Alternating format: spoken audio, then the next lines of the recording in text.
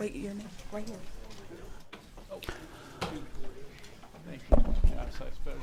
Would ask Ms. Kinchin to please call the roll.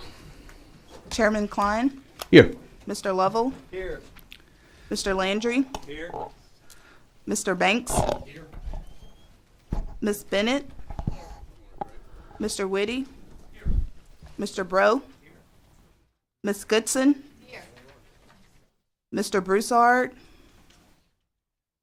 Ms. Dayries, Mr. Ince, Ms. Gotro, Mr. Burke,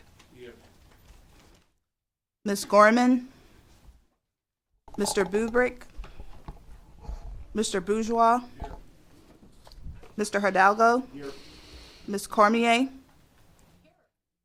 Mr. Segrera, President McGinnis, Representative Zarang, Senator Hinskins. You have a quorum.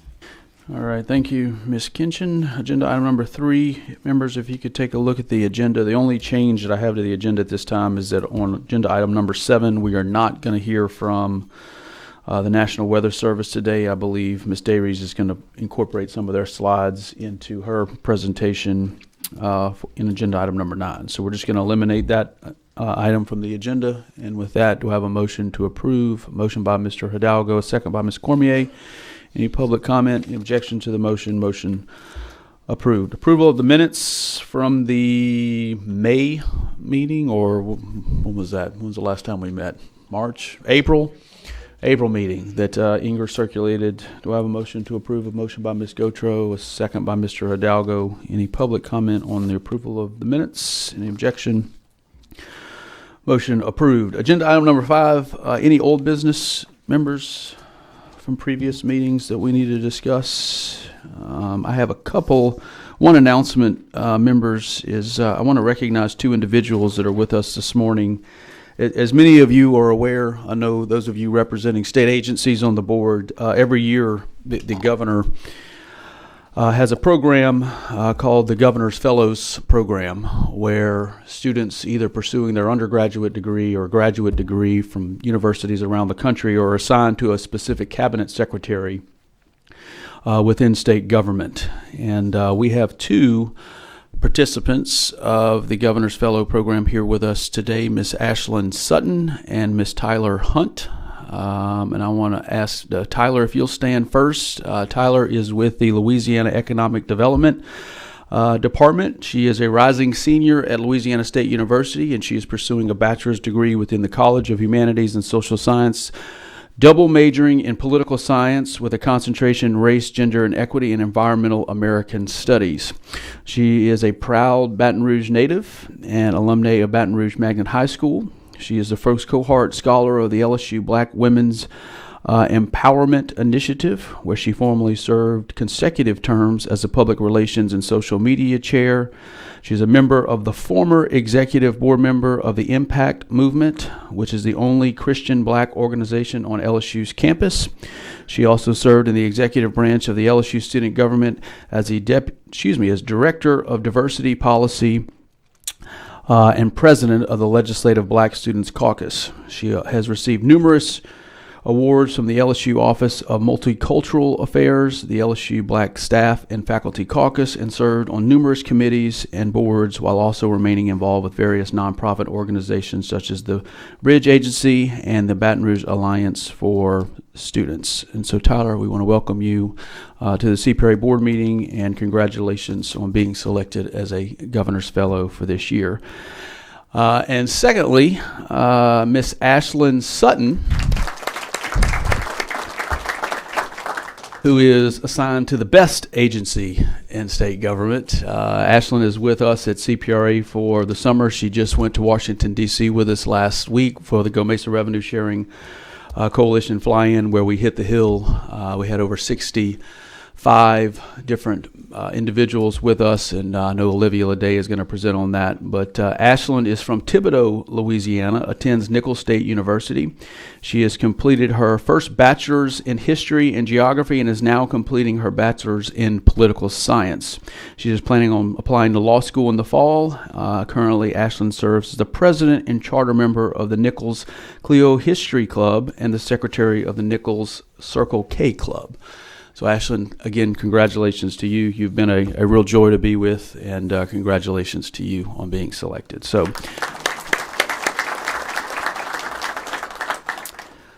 and with that, members, we're going to move on to agenda item number 6 to hear from Mr. Hawes with a CPRA implementation update.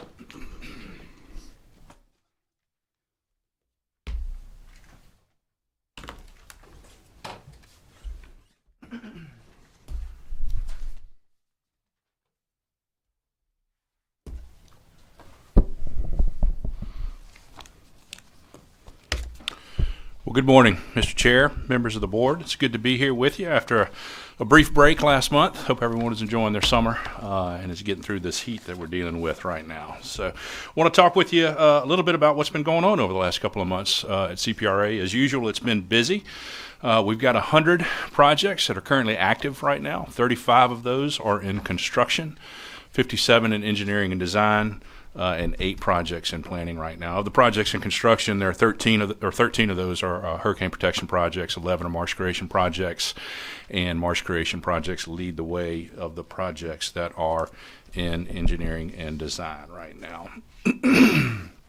So I want to talk with you about a project that we've just completed, a project that we're very proud of. Excuse me. The West Grand Terre Island Shoreline Stabilization and Beach Nourishment Project. So you can see a before and after picture. These pictures are actually taken at different angles. One's looking to the west, the one on the left from 2021. The other one's looking in the opposite direction, the one taken in May of 2022. But you can see basically it's, again, kind of a before and after. The June of 2021 photograph, there has been some construction started, but I'll note that was immediately prior. Thank you. Immediately prior to Hurricane Ida hitting our coast last year. And so that did prove to be a bit of a hiccup in terms of project implementation. Obviously, we had to stop the project. There were some impacts to the project, but happy to say we were able to get back out there relatively quickly, complete the project, and you can see the much improved and much widened beach and dune in the picture on the left. This island, for those of you that aren't aware, is just to the east of Grand Isle, right across Barataria Pass, a little bit to the north and to the east of Grand Isle. So, this is a video of that under construction. Again, dredging completed just last week. This was in about the May timeframe. You can see the dredge pipe along the beach there, some of the heavy equipment that's working to move some of that sediment. Similar pictures that I've shown you before, but it's always interesting to see kind of the scale of these things. The pipe, is delivering sediment from literally miles offshore. It's being pumped toward the island. That's the location of the old Wildlife and Fisheries research station that was on Grand Isle.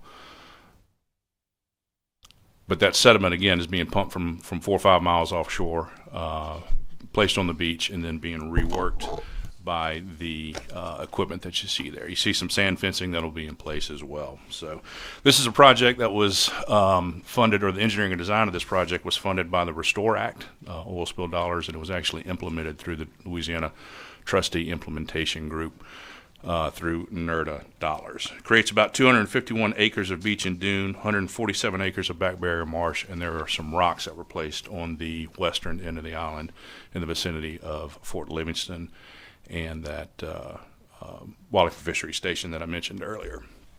A lot of partners helped us in implementing this project. I mentioned the Oil Restore Council, of course, the Trustee Implementation Group, but this project created about 180 jobs. These are companies that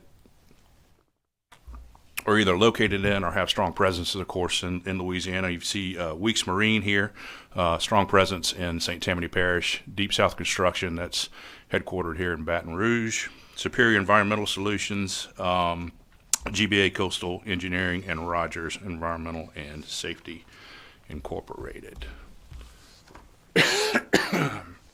So moving on, I want to talk with you about a project that's just gotten underway. This is the Elliott Jones Pump Station project. This is a project that's incorporated into the Morganza of the Gulf Hurricane Risk Reduction System. You see a before picture there in August of last year near that substation, electrical substation there, and then you see in May, just last month of this year, the construction being completed, or not completed, but being started in the Elliott Jones drainage canal there. This is in, as I said, Terrebonne Parish, near Gibson, near the western tie-in of the Morganza of the Gulf Hurricane Risk Reduction Project. It's about a $12 million project being funded through Go Mesa. So the project consists of about 1,000 cubic feet per second pump, station and braced flood walls, partial dredging of that Elliott Jones Canal that I mentioned earlier and that you see there in this video, levee tie-ins and access road, and removal of the existing gate that you see in the background there, actually. We expect construction on this project to be completed in about December of this year.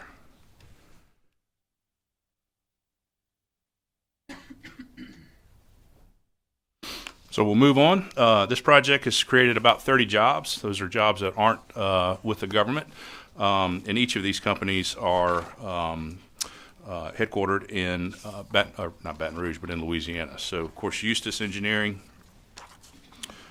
Sea Level Construction, I should say, is headquartered in Thibodaux. GIS is headquartered in Galliano.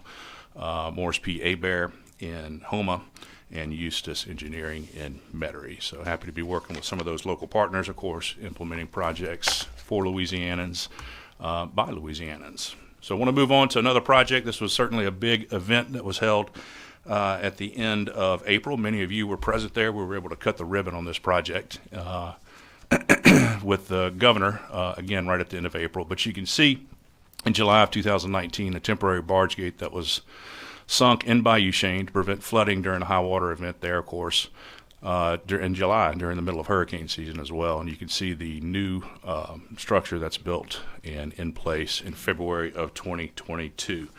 This project is, we've talked a lot about it, of course, in many of our board meetings. Will protect about 30,000 citizens in 6 parishes in the central part of Louisiana. So just some video of that structure. This is it actually being put in place. Back in February, you see on the right-hand side of the screen, or at the top of the screen now, the pin or the hinge that this thing swings on being driven. This is literally the barge being put in place and pinned in place so that it can become functional. It's about an $80 million floodgate. It was a huge investment by the state of Louisiana, of course. Our strong partner with St. Mary Levee District helped us implement this, of course. They did most of the construction and oversight and administration and so forth, and this was funded through the Gulf of Mexico Energy Security Act.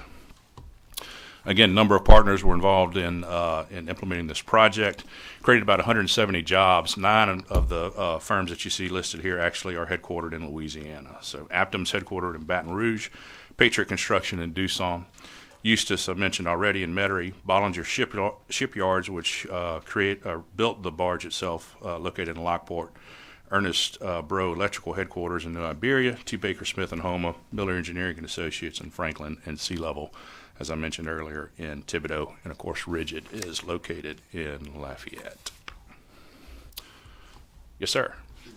2 words. Got it. Thank you. Absolutely. 2 words has definitely been a theme associated with this project by Chene previously, and now I'm happy to say and happy to hear. Thank you. Thank you, Mr. Hidalgo. Also happy to report that Louisiana has been successful very recently here in securing funds from the National Fish and Wildlife Foundation and NOAA. So 3 entities in the state of Louisiana, including CPRA, received almost $15.4 million for 3 different projects in the state. I know we talk about projects of much larger numbers than $15 million, but just to put this in context, there were only about $25 million available here. So we were very successful in this program in receiving dollars. You can see the projects listed here: Bayou Grand Chenier Marsh Creation Project. This project will add about 50 acres to almost a 500-acre project that's being built in Plaquemines Parish. Looking forward to getting that underway. It will be adjacent to and sort of built in coordination with that. The restoration of Dularge Marsh project, Ducks Unlimited is going to be building terraces, planting those, implementing a water control structure that'll benefit about 4,000 acres of marsh in Terrebonne Parish in the neighborhood of Bayou Delarge in the community of Dulac. And the Living Shoreline projects being implemented by Terrebonne Parish will provide shoreline protection on the Lake Shin area, and will restore about 80 acres of our coastal wetlands there. So rounding things out, just want to let folks know that there will be a Deepwater Horizon Trustee annual public meeting. It's going to be held tomorrow from 6 o'clock to 7:30. It is a virtual meeting. You can find information related to that at coastal.la.gov/calendar. You'll get an annual update essentially at this meeting on what's been going on across the Gulf Coast related to the oil spill dollars associated with the natural resources damage assessment. And lastly, happy to say at the end of April, we took place in the Love the Boot event in downtown Baton Rouge. Many CPRA staff, spouses, we had some children there as well, participated in a cleanup in about a 4 or 5 block square area around the water campus, around our offices there. You can see the amount of trash and refuse that we picked up there. There was a dozen tires, a circa late 80s, early 90s large screen TV that somehow ended up in the bush there. Interestingly enough, we also found a Garrett Graves for Congress campaign sign. It's not pictured here, but we did find that. Let him know he was sure to tell us that was not trash. But it was a good event, and it was a good time for CPRA staff to be able to give back, at least in some small way, to our community. So, Mr. Chairman, that concludes my talk. I'm happy to answer any questions that anybody might have. All right, thank you, Mr. Haas. Great update. Any questions or comments for Bryn? All right, looks like the board is clear, Bryn. You get off easy today. Thank you. And you're welcome. And before we move to the next agenda item, I was just made aware that GOSEP's fellow is also with us today. Yes. Okay. Never mind. I don't want to steal Christina's thunder. So disregard what I said. Moving on to the next agenda item then. Members, if you look at the remainder of the majority of the remainder of the agenda here is mainly focused on the 2022 hurricane season. And as all of you know, we're on the heels of 2 unprecedented hurricane seasons, both in 2020 and 2021. Them first. And I think it's just important for all of us on the board to get an update from our various partners, state agencies, on all the work that we're doing to prepare for this year's hurricane season. And with that, I believe we're going to go directly to Heath with the U.S. Army Corps of Engineers, since we won't be hearing from Mr. Schott. Kind of low. All right, good morning, Chairman. Good morning, Board. What I'm going to show you today really shouldn't be much of a surprise. Our plans and what we're doing this hurricane season really is mirroring what we've done in the past couple seasons. Of course, we had Laura, we had Ida last year, learned some lessons. We had a big unwatering mission for Ida, which was the first time we had done that since Katrina. So we learned some lessons from that, but really just take 10, 15 minutes to update you on our plan and sort of what we do during a hurricane event. So first off, Colonel Murphy is with his family moving to Tampa this week.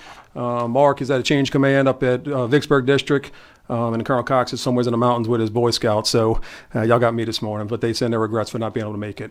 Our plan basically has changed. Like many of other agencies and corporations, we are now looking at how remote work really impacted our plan. Our plan was really from Isaac days, and we are changing a little bit to incorporate remote work more into our plan. So just like in the past, we're going to have about 25 to 30 people here at the district. Chip, you remember when you came in, you saw that crew when you flew in with us. That's going to be basically the same crew at the district, and then have a group in Jackson, Mississippi supporting of about 25 people. And then the rest of the 100 or so people on our team will be on orders somewheres within 24-hour recall notice. So we're really trying to incorporate the remote work capabilities into our plan.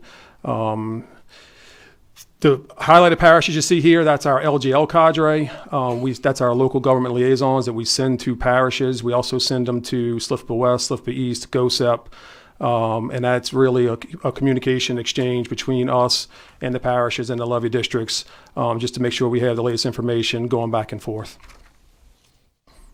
Of course, everything happens with collaboration. We continue to add symbols on this slide. Of course, our federal partners up at the top left, our industry partners. Past couple of years really highlighted the power of the partnerships with our industry. Our navigation folks really, the past couple of storms with the GIWW being closed, a good portion, Mississippi River being closed, have really stepped up and really become a part of our plan. Of course, Entergy the past couple of years, both storms, Laura and Ida, we had major transmission towers going across our federal waterways. So we've incorporated them into our planning cycle, into our plans. And then, of course, our state partners up the top right, couldn't do it without them, and the local levee districts that are actually out there, boots on the ground, operating the system. We are going to do an Inundation Maps again this season. They're going to look very similar to the ones we had in the past. That is taking some of the data that the CPRA is running with AdCirc, taking surge values.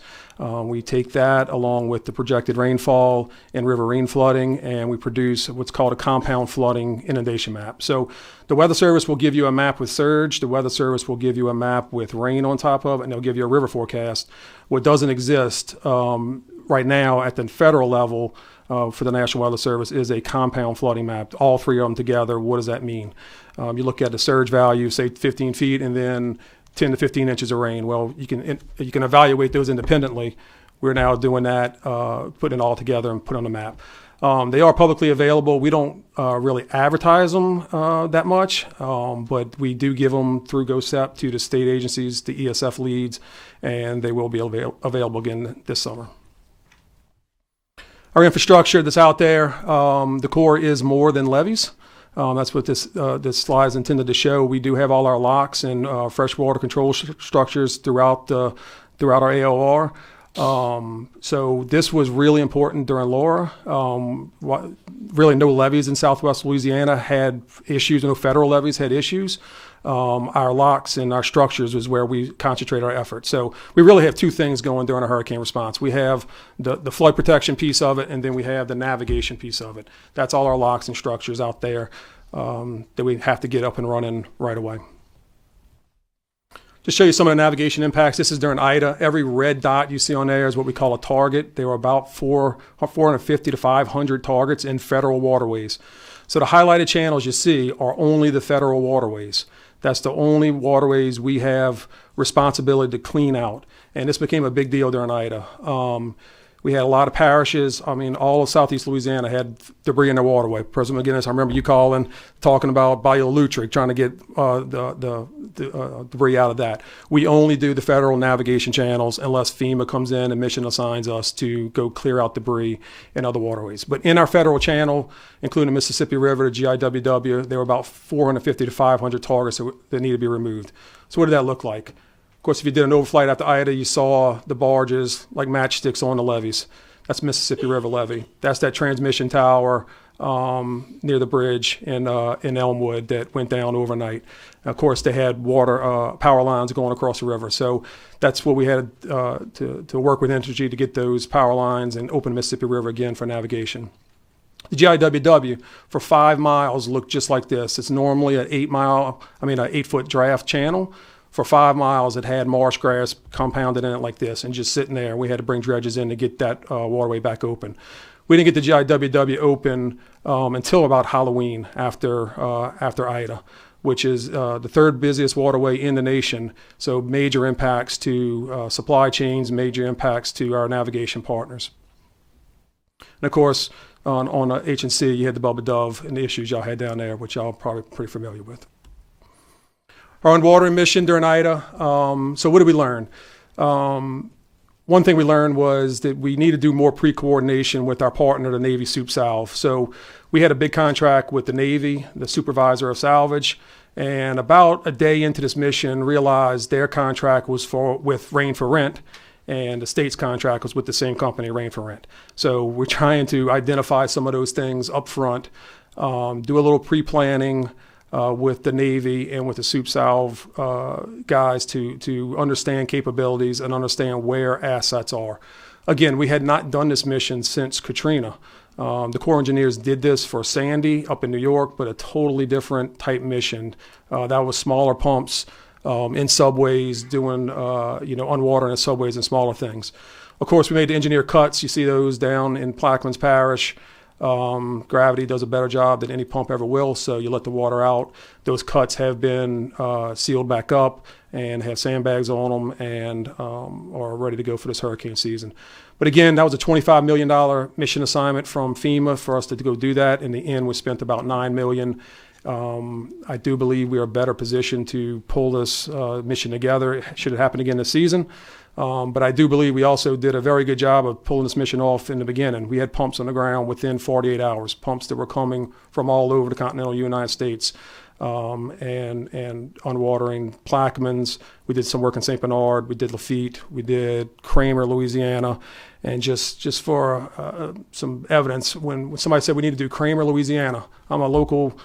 Lived here all my life. I think I know this territory pretty well. I couldn't spell Kramer, Louisiana, right? I'm putting it in Google Maps and Kramer. It's Aemer, right? So we need to do a better job of identifying, getting with the levee districts, identifying some of these smaller polders where we might possibly have these missions. But Dwayne, we got those pumps out there. I know we had some heartaches with it. We're working towards making that better for this next season. But again, given that hadn't been done in 15 years, I think the mission went about as well as it could. Okay, Hurricane Ida, with and without the hurricane system. I'm not going to stick too long on this one, but basically you would have had massive overtopping in some areas had we not invested the $14 billion post-Katrina in the HSDR system. Of course, on the East Bank, you would have had some. On the West Bank, you would have had some minor overtopping, but had that system not been in place, we would have had overtopping. So we're continuing to work with the levee districts on HSDRs and with their technical request, but largely we had the HSDRs turnover ceremony, what was about 3 weeks ago or so.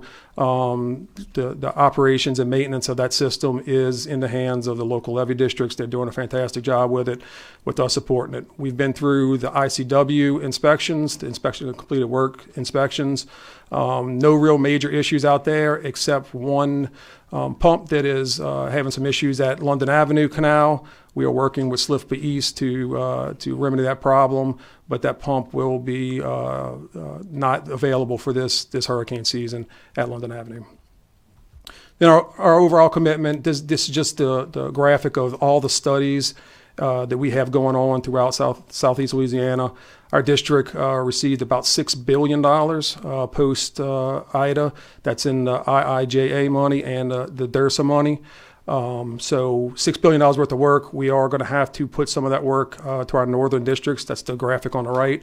Some of those, like Rock Island's taking Southwest Coastal, St. Louis district's taking Tangipahoa. Well, we will have people here certainly involved in those projects, but the lead for design on those will be other places. But again, the Corps' annual budget before this year usually is about $6 billion. We got $6 billion worth of work to do this year, the next 5 years post-Ida. So I think that's all I have, pending any questions, Chairman. All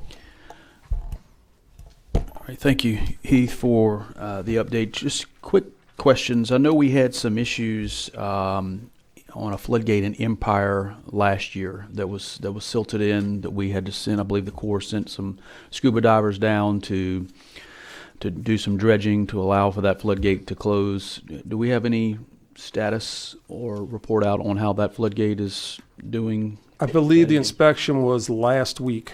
They had some issues with tides, and the inspection got pushed back a couple times. I believe it was last week. Chairman, I have not heard any results of that, which I would assume means it was okay, but I can check on that for sure and let you know.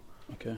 If you could do that. And then secondly, Heath, you talked about the unwatering mission that the Corps led last year. I believe the Corps was appropriated $25 million for unwatering pumps. And I think when all was said and done, that mission was a success. But one of the after-action items that we mentioned to Colonel Murphy and Mr. Wingate is that if the Corps of Engineers is going to be given that responsibility, through the federal family. I feel strongly that the individual that works in the New Orleans district office who is spearheading that effort needs to be in GOSEP.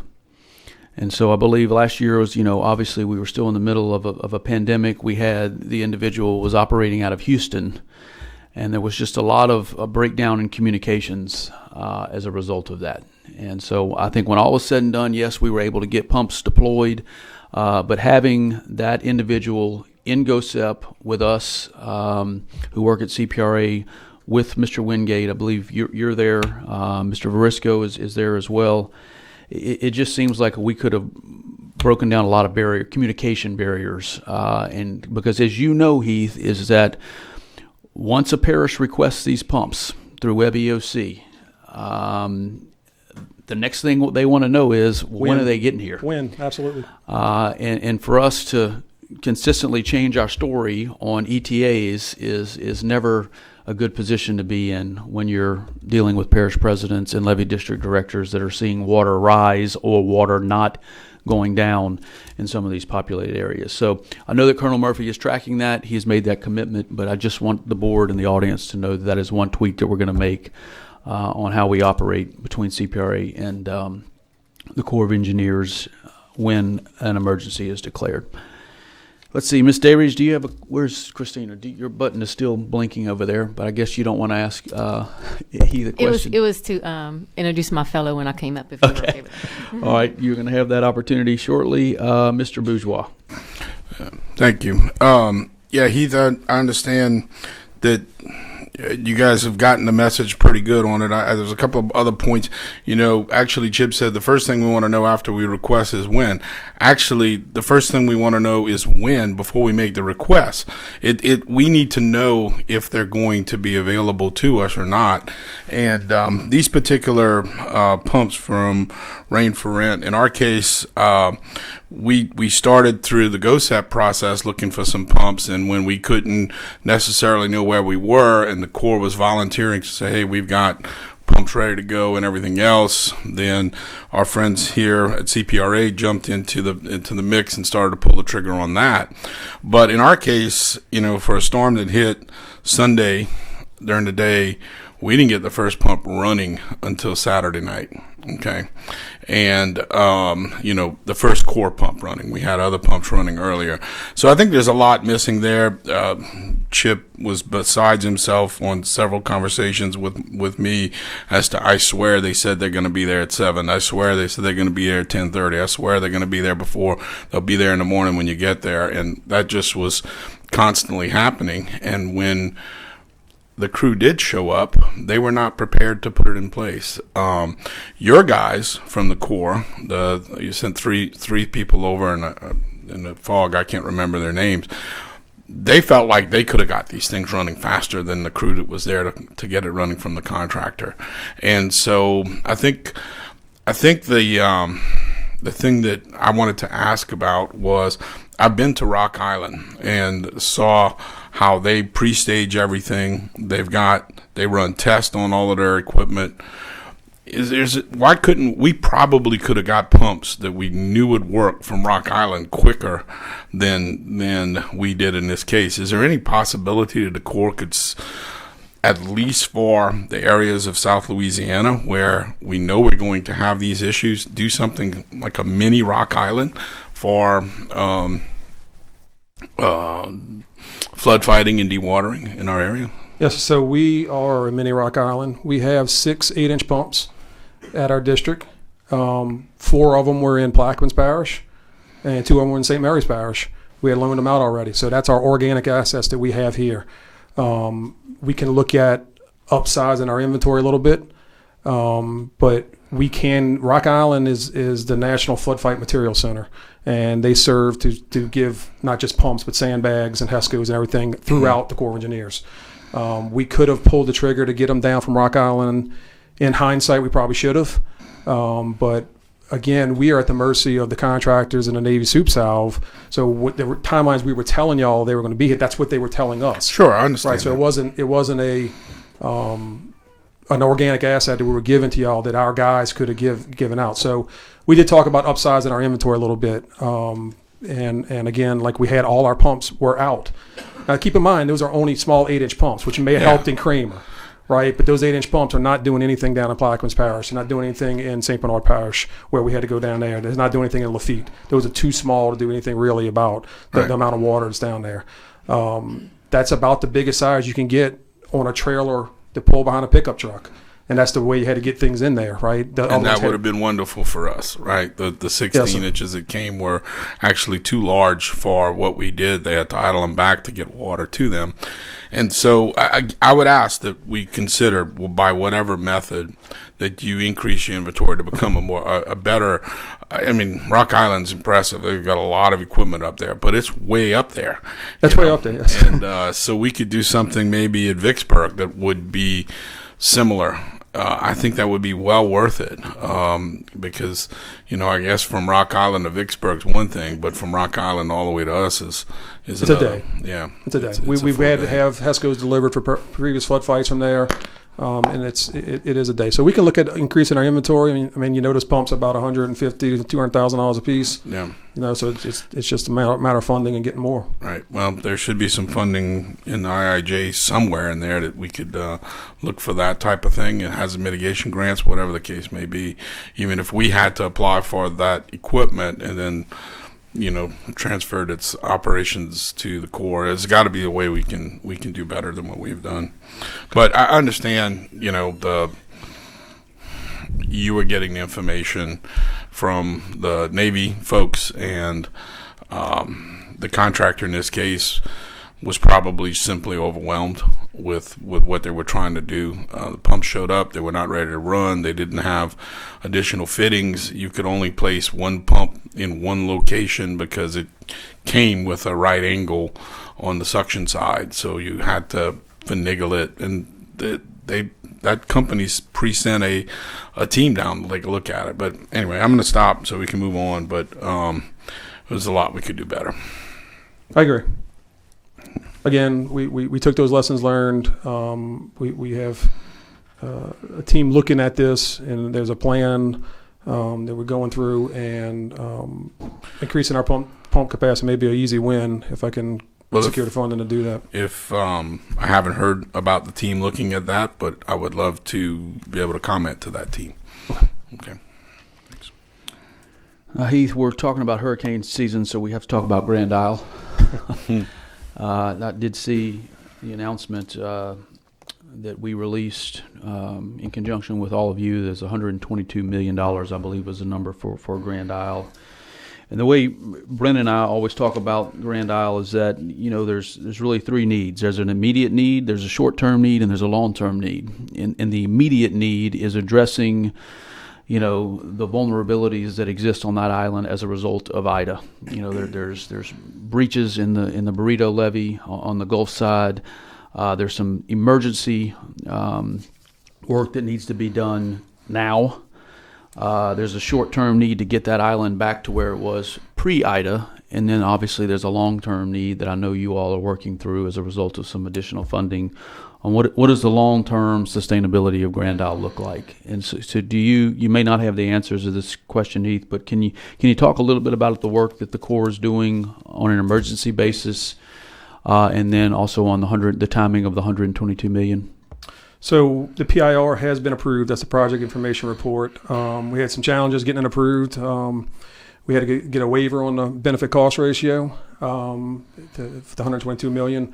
But in that PIR, there's $5 million for the immediate need, and then the rest is for the future need. We recognize that for the harder hurricane season, there's going to be some of those areas still open. We're working towards getting those contracts in. I believe the last date I heard was early September to get that work done. But there will be some challenges down there this summer with the immediate need, the immediate rock, and filling those gaps. Again, trying to get over the challenges of some of the federal regulations on PIRs slowed us down a bit on that. But the $5 million is here. It's in our district. We're working that. The rest of that money will come later after we finish the engineering and design of the permanent fixes there. Okay. I know we had a little over $7 million in this year's annual plan from surplus funding to address some issues on the island as a result of Hurricane Ida along Chenier Pass. Some additional rock work, Lori, rocks, we're rocking it. I believe the permit had been issued, the cup has been issued on that by DNR, but it may have been kicked to you guys. Do you know the status of that, Keith? I think it was issued the emergency. Okay, yeah. So it may be, I don't know if it's been issued by y'all yet, but if you could just touch base with your guys on that, it would be great to get those rocks in place ASAP. All right, let's see here who I have. Ms. Cormier for a question. Mr. Jones, thank you for your presentation. I know you went over it kind of fast, but I just want to bring it up to everybody's attention. I know there's some new people in the audience, but there was $14 billion spent on the Hydra system, which you described as pretty much preventing the flooding to the New Orleans eastern part of the state. And I think it's worth stating again that the federal investment of $14 billion worked for the eastern part of the state. And I hope I live to see that the Chenier Plain area will have a large investment from the states and the feds in the future, and that we can someday say it protected us like it did the eastern part of the state. So I'm very hopeful in the future for Southwest Coastal, all the things that are happening in Southwest Louisiana. Just to, keep everybody informed, that's what this board is designed to do, is implement projects that are going to protect and restore coastal Louisiana. What a great kudos to the CPRA and the Army Corps and everybody who worked together, saying that federal investment paid for itself in Ida alone. That is great news. We should be screaming that from the rooftops, and I hope someday to live to see that we can say that about the Chenier Plain as well. All right. Thank you, Ms. Cormier. Any other questions for Mr. Jones? Thank you. All right. Thank you, Heath, for being here today. All right, members, let's move on to hear from our state partner, our friends at GOSEP. Ms. Christina Dayries.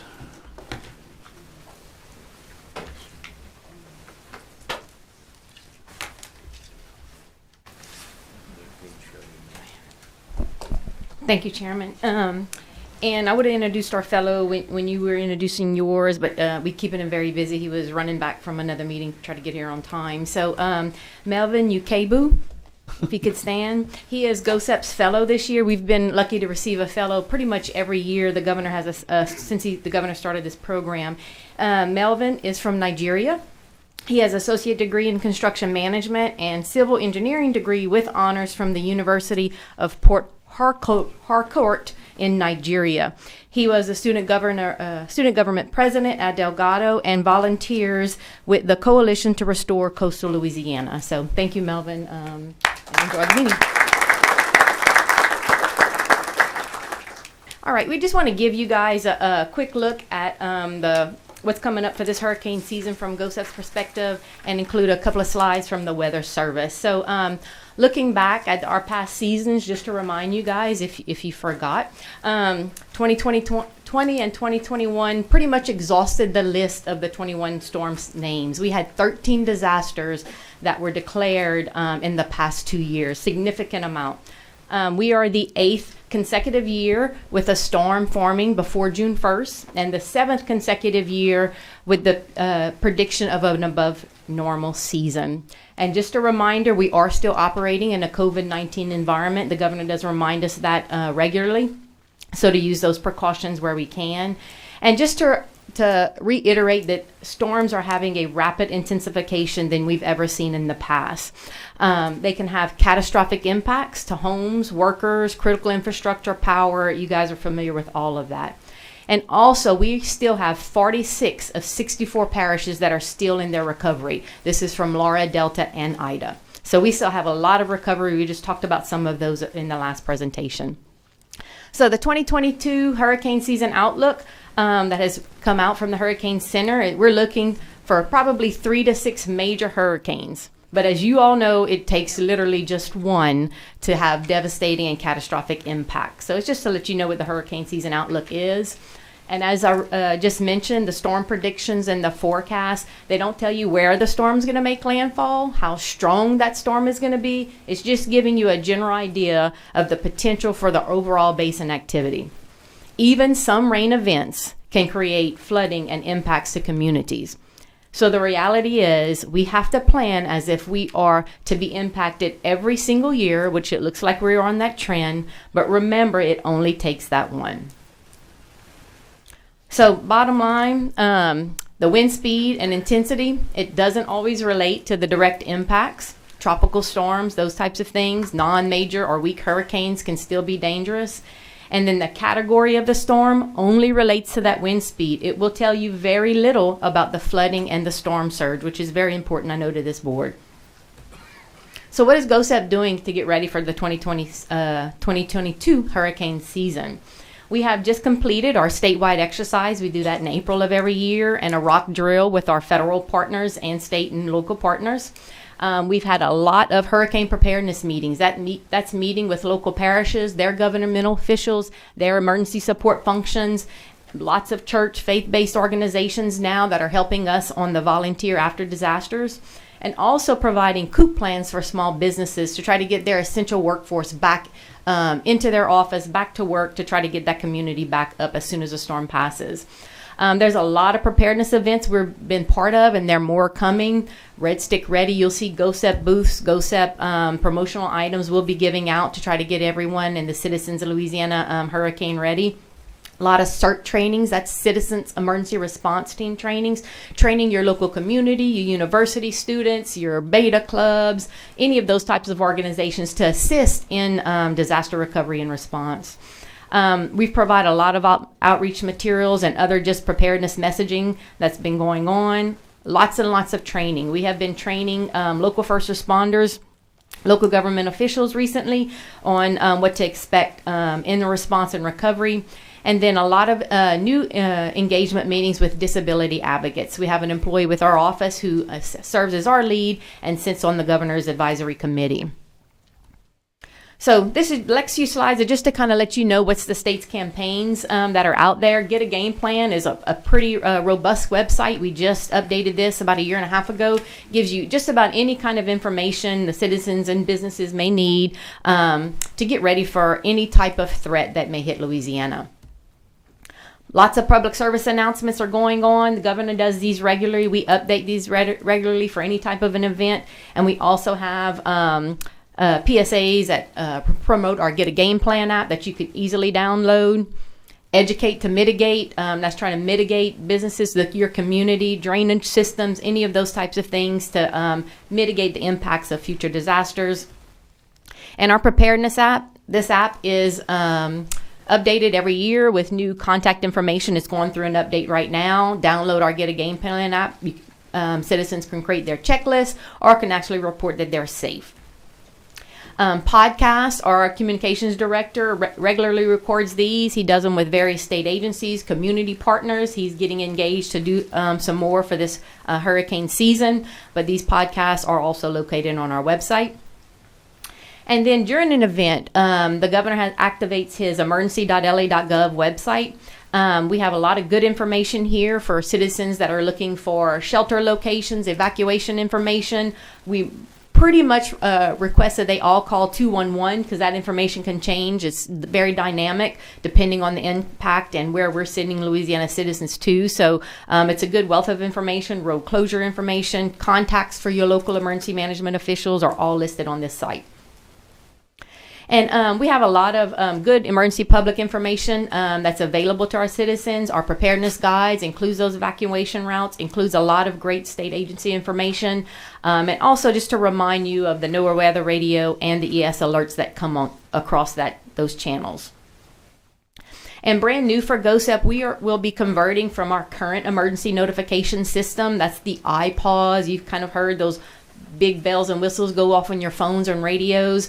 GOSEP is control of the one that comes out from the state in Louisiana. So beginning July 1st, we're changing to a little bit more robust system. It's the rave alert on the AT&T contract, and it's for the resident mass notifications. This is the same system the governor uses, Department of Children and Family Services uses. So it's a little bit more robust. It allows some back and forth. The states can actually get some information from some of our citizens if they decide to opt in. So you'll see us changing to this new emergency alert system. We'll be doing some PSAs and pushing out some information that citizens can opt in to receive those notices from the state. And that's all information I have, sir, unless you have any questions. Yep, thank you.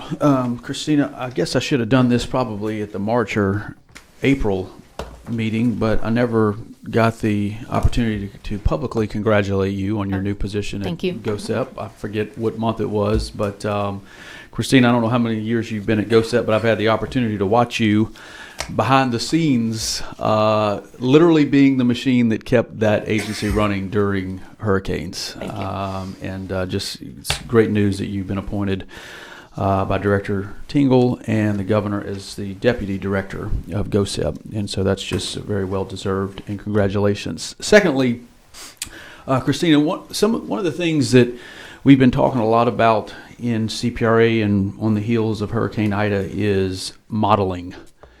And as you know, CPRA does modeling on storm surge projections. DOTD does modeling on rainfall projections. The Corps of Engineers does their own models. But there's not one single platform that we have at the state level that takes into account all of those things into one platform that, number one, helps inform our decisions on where we're positioning pumps or flood fighting assets before the storm gets to populated areas. And then number two, that accurately and simplistically, if that's a word, communicates to the public what their risk is. And so, there's all of these real-time forecasting things that I believe that we should be undertaking at the state level, that as an EOC and as a UCG team, where the governor and all of the cabinet secretaries are looking at some sort of modeling output that looks at all of these things: rainfall, riverine flooding, surge. Because as you know, the National Weather Service, they do great work, but they're taking the current track, they're doing a veer left, a veer right, and they're taking the most extreme scenarios under all three of those and outlaying it to the public. And I understand that we need to prepare for the best, prepare for the worst, hope for the best kind of thing. But something that I just feel strong. I know there was supposed to be a meeting on Monday with the relevant cabinet secretaries to discuss what does the National Guard need as far as modeling, and what does that output need to look like? What does state police need? What does DOTD need? What do you as an emergency responder at GOSEP need to lead? And so there's this effort underway. I believe there's some initial seed money to get this platform off the ground, but I just think that would serve the state well if we had something like that. I don't know if you have any comments or thoughts. I on do, that, and the director and I have actually talked about this in the past, like within the last few weeks, I believe. We fully support that concept, and what we really see the benefits if there's a platform that's available to the local emergency officials, like the President McGinnis and his team. He needs a good, well-informed information so he can issue evacuation orders. Does he have to issue the entire parish because he doesn't have a detailed into a community by community or zone by zone flood modeling that he can use? So he's having to use the worst case. That means evacuate the parish. So we definitely support that. We would like the local community involvement in that so they get on board, because that's where the decision makers are. The state supports that local community, that local evacuation effort. So we would definitely encourage that and include the local community in those conversations. Yeah. I mean, I can't tell you how many times Mayor Kerner called, President McGinnis called, President Chasson called, President Lapine, going, what do your models show? And, our models are used for one specific reason, is to determine how and when we operate flood control structures. And so our output on those models is, there's a lot of green and yellows and blues on a map, but Ignacio and his team produced these hydrographs. We're going to close this structure at this point in time. We're going to open this structure so that there's a method to the madness. But I am very, very apprehensive to tell President Hotard in the river parishes, well, our models show, a 6 feet surge associated with Ida. If that thing jogs to the east or the west by 1 to 2 miles, that's a game changer. Mm-hmm. And that's just that's not a comfortable position for CPRA is when we're just doing these models to operate flood control structures. So I just think making informed decisions by some of these model platforms could be very helpful. President McGinnis, I see you leaning in. I don't know if you want to make a comment, but I see Ms. Cormier's got her button pushed. Nope. Lori, you're good? No, I don't. I'm good. All right. Mr. McGinnis. Thank you, Mr. Chairman. I could sit here and talk for an hour about some of the things that are going through my head. But, Christina, thank you guys so much for handling in St. Bernard the tornado, right? There are no models for that, a 2-mile swath of destruction. FEMA being out of the equation early and having an agreement with GOSEP and the governor to move forward within hours, we spent pennies on the dollar if that would have been a hurricane and the things that we would have had to do dealing with FEMA. Now, FEMA's great, and they're the reason why St. Bernard's back on the map. But if the locals were just given the authority and the money to do things after disasters, we would save a whole lot of money. And a lot of the responsibility would be on the people who see the citizens every day. And that's what we saw with this tornado. I can tell you all of our issues are taken care of, and the only things that are left are things that are out of our control. And it was amazing. And just to get back to what Heath was talking about a little while ago, we cleaned our drainage ditch, and it took us, a day or two. Get a contractor out there, clean the ditch, get it out the way. The Corps, after Ida, came out to dewater the Florissant area and helped us with the outside outfall to get that water out. But we can't get any help outside of the levee system for our fisheries. Biolutra, you mentioned that, right? The Corps can't come. It's against whatever rules we have. We can get out there and clean off a highway that sits next to Biolutra. We can get the fishermen to their dock, but because of the storm debris and that's in the bayou, they can't go fish and provide for the citizens of Louisiana of what they do. NRCS, we had to have a meeting with the governor to get NRCS to deny the money so that we can get FEMA. So then when we go out there, you can only take the debris that you can see. Well, that's not right. After Katrina, the whole thing, NRCS cleaned all of our navigable waterways. So you have to maintain them to have NRCS to come back and keep them at, let's say, 7 feet, 6 feet. Well, we did that. Yesterday, we meet with NRCS. We've been dealing with all of this. And they traveled to St. Bernard Parish to tell us we have no money.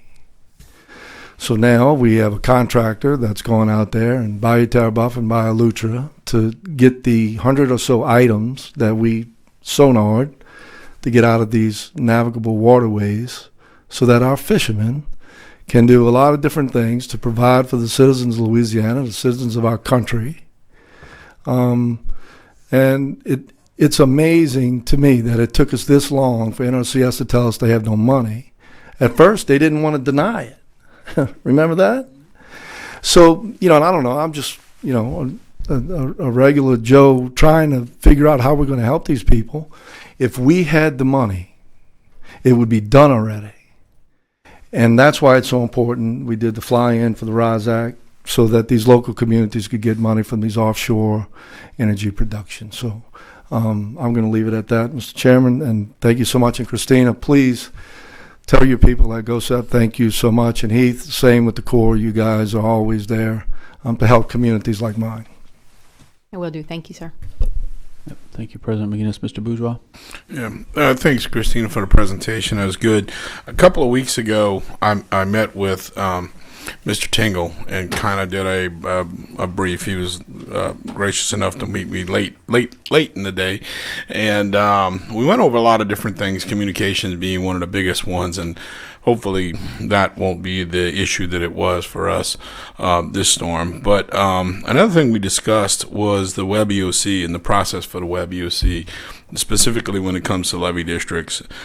And Chip, Chairman, I'm not sure if I've mentioned this to you or Brent or anyone else, but one of the things we discussed was currently levee districts have to put their request in through the local parish, and that's not a particular problem for us, but I think some of the things that happen to us get lost in all of the things that the parish have to deal with, right? I mean, we're just looking for pumps and flood protection stuff and things of that nature, and Guy and people like that are looking for hundreds of things, you know. And so what we talked about was a possibility of the levee districts, all the levee districts in southern Louisiana inside of CPRA's area, putting their request directly to CPRA, because then a Bryn or Ignacio or any one of the other folks there, they have a much better feel for what our projects are, where we're working when we say, you know, we need something here, why we need what we need. And I think the second thing that we talked about was we didn't think it was a good idea for the levee districts to have a direct line into Web EOC. That just it's more clutter. But the idea that we should be able to track where things are in the system and be in a monitoring mode. And so I thought our meeting was very productive. Chair McClan, I don't think we actually talked about that possibility, and I know with Brandon just 1,000 things going on, but I think it's something that would benefit us and help have that cross communication that's needed when we get to the. And I'm not sure what the director's response is. I know y'all met, but I didn't know the outcome. I'm sure he'd probably support that if Chip did, because as soon as I get a pump request, and Chip and Ignacio that works for him will tell you that I don't do anything without them telling me this is a legitimate request. This is the correct size. Yeah. Yes, it's valid. Please send it. You know, so we do. They make the decision for right. us. And I mean, Web EOC was down. That was Web EOC, not a parish function. But I was putting most of my requests in through verbally through CPRA anyway. So I thought maybe it would be a better approach. And it's just something to think about. I'll definitely follow up. Thank you, Dwayne. Mr. McGinnis, you have another question? No. All right. Any other questions for Ms. Davies? Nope. All right. Thank you so much. Great update. Moving on to agenda item number 10, members. We're going to get a NER update from Seth Blitz with the Nature Conservancy.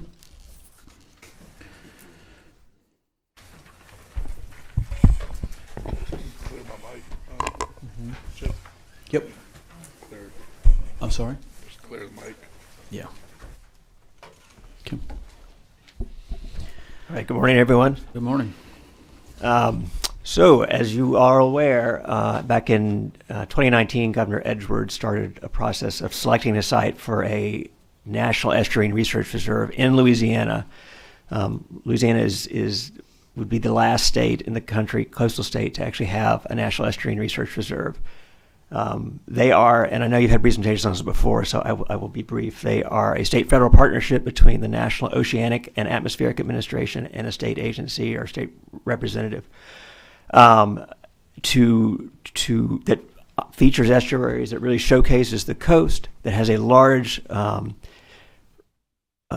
science component, a large research component, obviously, but also stewardship and education. And I will tell you that before coming to Louisiana and the Nature Conservancy, was actually the director of the National Estuarine Research Reserve in Apalachicola, Florida for many years. That's a special place in my heart. And so the site selection process is complete. And so I will run through how that went and where we have ended up, which you may have seen since it's been released since we started this meeting. We got a little excited. You got a little excited. Yeah, me too. So I'm not going to go through this whole graphic, other than to say that, again, this started in 2019. with the governor indicating that we were going to start a process in this state. And you'll see the red diamond up on the top, just indicating that we are at the site nomination stage. So what will happen next is that by the end of this month, which you saw in the press release, there will be a packet that goes to NOAA that formally says that Louisiana would like to start the designation process now that we've finished the site selection process. And that will take some time to go through some EIS work, actually crafting a management plan, and then getting to actual designation. And again, this graphic shows you all of those steps. And so, again, we started with 6 sort of general areas, and then they were winnowed down to 3, which are represented on this map in the Atchafalaya, Barataria, and Pontchartrain. There was some pre-screening that happened, and then using a modified criteria that NOAA gives us, and it was modified to represent the conditions that exist here in Louisiana, so that when we went through a screening process, that we were really evaluated against the conditions we have here and the kinds of coastal conditions we have here. And then there was a series of meetings, and teams were formed around each of these 3 areas. And so, again, these are the 3 areas that you'll see, and I'm going to get into the teams here. Each team these are the leads for each of the teams of the 3 sites. I will tell you that the teams themselves were much bigger, and this really represents a lot of work and effort and fact-finding and discovery that went into what each of these teams did. It was a process not of being competitive against one another, but again, of representing these 3 areas as they are and as they relate to what it could mean to be part of the National Estuarine Research Reserve System. And so there was a lot of work with the public in each of these places. There was a lot of letters of support written and a lot of reporting. They went through several processes of writing reports, and I chaired the screening committee, and the screening committee would give them qualitative feedback so they could, winnow in and really make their proposals as sharp as possible. And then there was also a lot of public outreach. And again, since this started, we've dealt with profound hurricanes, 2 years of COVID and things like that. So this all happened in that time. But we got to a point earlier this year where we were able to have a series of public meetings. Again, you can see that they were fairly well attended, and the public support was good in all 3 locations. I was able to be at meetings in all of those sites, and there were good questions, and people locally were interested in having a research reserve, what it meant for their communities, how they could participate, how a reserve benefits a place. And so all the things that reserves do were actually that interest was already existed in those places, and so that's always a good sign. And then the criteria, once the final proposals by each of the 3 teams were written, were weighed against, again, these modified criteria. So there's 6 categories: the environmental representativeness of the site, the value for research and monitoring, obviously, the suitability for education and outreach and interpretation, acquisition and management considerations, and then 2 newer considerations that NOAA looks at now that they haven't in the past are climate change. How does your site look like it's going to stand up? How resilient is it to climate change? And then also sort of what kind of partnerships are available. And, Louisiana, this is a place that's rich in partnerships, so that was an easy one for all the teams, I think. And so, again, there was the screening committee, which I chaired. We had 17 members, and here's the list if you want to look at it. It really represents a lot of both public and private partners, as well as a lot of different experiences and disciplines, which is what you want in this. We didn't just, in the final evaluation, we just didn't assign a number and score it. There was also a narrative that went along with it, and so of those 6 categories I just recited, there are actually a whole bunch of subcategories that we scored against, and then gave some narratives so that when the final scoring is out, it's not just a number. There's actually reasons why each of these members on the subcommittee scored them that way. When all those scores were in, these are the results. You can see the Atchafalaya and Pontchartrain were very close in scores and followed not too far behind by Barataria. So all the sites ranked high. These are out of 87.2% out of the points possible is what Atchafalaya scored. Atchafalaya scored highest in 4 of the 6 categories, and Pontchartrain scored highest in 2 of those 6 categories. And then, if you like data, this is your lucky day. There's a lot of data that follows next, but this just again carries that out. You can see you can see in the 6 categories where the Atchafalaya scored the highest, and then where Pontchartrain scored the highest, and how all 3 sites ranked out. And then, like I said, this breaks it down even farther among the 6 categories and among the 3 sites. It's just another way to look at the data. But again, you can see that the Atchafalaya scored slightly higher than Pontchartrain, and followed by Barataria. And then here they are again. And the next 3 slides break them down by each of those 6 categories overall. So again, very close for environmental representativeness between all sites, especially the Atchafalaya and Pontchartrain. Research, Atchafalaya scored a little higher. Education and training, Pontchartrain scored higher. I would imagine largely it's just because of its proximity to New Orleans. Acquisition and management, the basin scored higher again, Atchafalaya, as well as resiliency.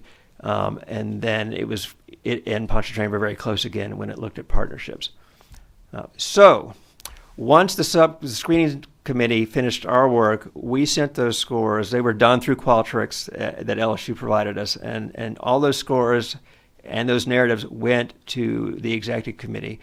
Some of you are on this board right now for discussion. And once it was vetted through that, then it went to the governor, and then the announcement was officially made today that the Atchafalaya coastal basin will be the area that has been selected to start the designation process for the National Estuarine Research Reserve Program in Louisiana. There will be ongoing meetings with NOAA. This again, this is a state-federal partnership, so in a lot of ways this is just beginning. And these are the people from NOAA who this state will work with primarily. These are all people I know and worked with myself when I was at the Research Reserve in Apalachicola. They are really good at going through processes like that. They were very good at being good federal partners. This is a partnership where, again, there's a funding split. It's a 70 federal, 30 split for annual operations and things like that. I can tell you from my own experience that locally, these research reserves are really have been embraced by there's 29 now nationally, and they're really looked at very favorably by local communities. They are really sources where a lot of local education can happen, but also a lot of education at the state and the federal level also happens. It will augment a lot of the research that the state already does, and specific to the basin. But again, it has a powerful reach both regionally and locally. And so that is it. I will just conclude by saying I'm really happy we're here in the process. I think this is something that the state can be very proud of. And we've got a ways to go moving forward, but it's a good program, and I think it'll be a very good process. So thank you. Yep, thank you, Mr. Blitz. I just want to reinforce what you said at the beginning of your presentation, the fact that Louisiana was the only coastal state in the country without a NER is just mind-boggling to me, especially in light of the fact of all of the issues that we have here in South Louisiana, and for us to leave federal research dollars or revenue that could help inform our decisions for future master plans. I'm just glad we are where we are today. So it's great news for the Atchafalaya, and I would be remiss if I did not mention members that Morgan Crutcher, if you recall, was the lead staffer on this within CPRA, who passed just over a year ago. And so I just wanted to remind folks of Morgan's efforts in getting us to where we are today. Next steps, Seth, I know you said that the governor has been notified. I believe now the ball is in NOAA's court. Is that correct? They should receive a package from the governor's office by the end of this month, and then it will be in their court to move forward with the EIS process, the whole designation process, including the EIS and a management plan that the state will craft. Okay, great. Any questions for Seth? A long time coming. Let's see, Ms. Gotro. That's exactly what I was going to say, Mr. Chair. This has been a long time coming. It's been something that's been brought up over numerous administrations, so I appreciate the governor and his team supporting this effort. It was very thorough, transparent, and I also wanted to acknowledge Morgan, so thank you for doing that. All right, Thank you all. thanks, Karen, for that. Seth, it looks like the board is clear, so thank you for being here. Great news. And once again, I've lost my agenda. Here it is. All right, moving on to agenda item number 11. We're going to get a legislative session update by Miss Olivia Leday. I know Representative Zarang is back, but I did want to recognize Representative Buddy Mincy, who is with us, who we work very closely with on a variety of resolutions and legislation as it relates to the Amite River Basin Commission, and I'm sure we're going to be hearing have future agenda items focused on that. But Representative Mincy, thank you for being here and for your efforts during session. So Mr. Caffrey is actually in North Carolina. He's probably listening to this meeting while he's looking at a waterfall. And but in his place, we have Miss Olivia Leday. And so Olivia is going to give us an update on session. Thank you, Mr. Chair and members. I don't have a presentation, but you should all have a document in your packets. I'm going to give you a brief overview of CPRA's legislation during this year's regular session. We're going to start off on a good note today and go over the bills that made it through the process. Up first is House Resolution 34 by Representative Boriak. This is, can you hear me? Yes, Okay. I'm sorry, but I just recognize we've got two other Representative Ogeron, Destel. Who else do I have any other House members here? Representative Owens back there. Okay, just making sure. Got to keep my legislative friends close.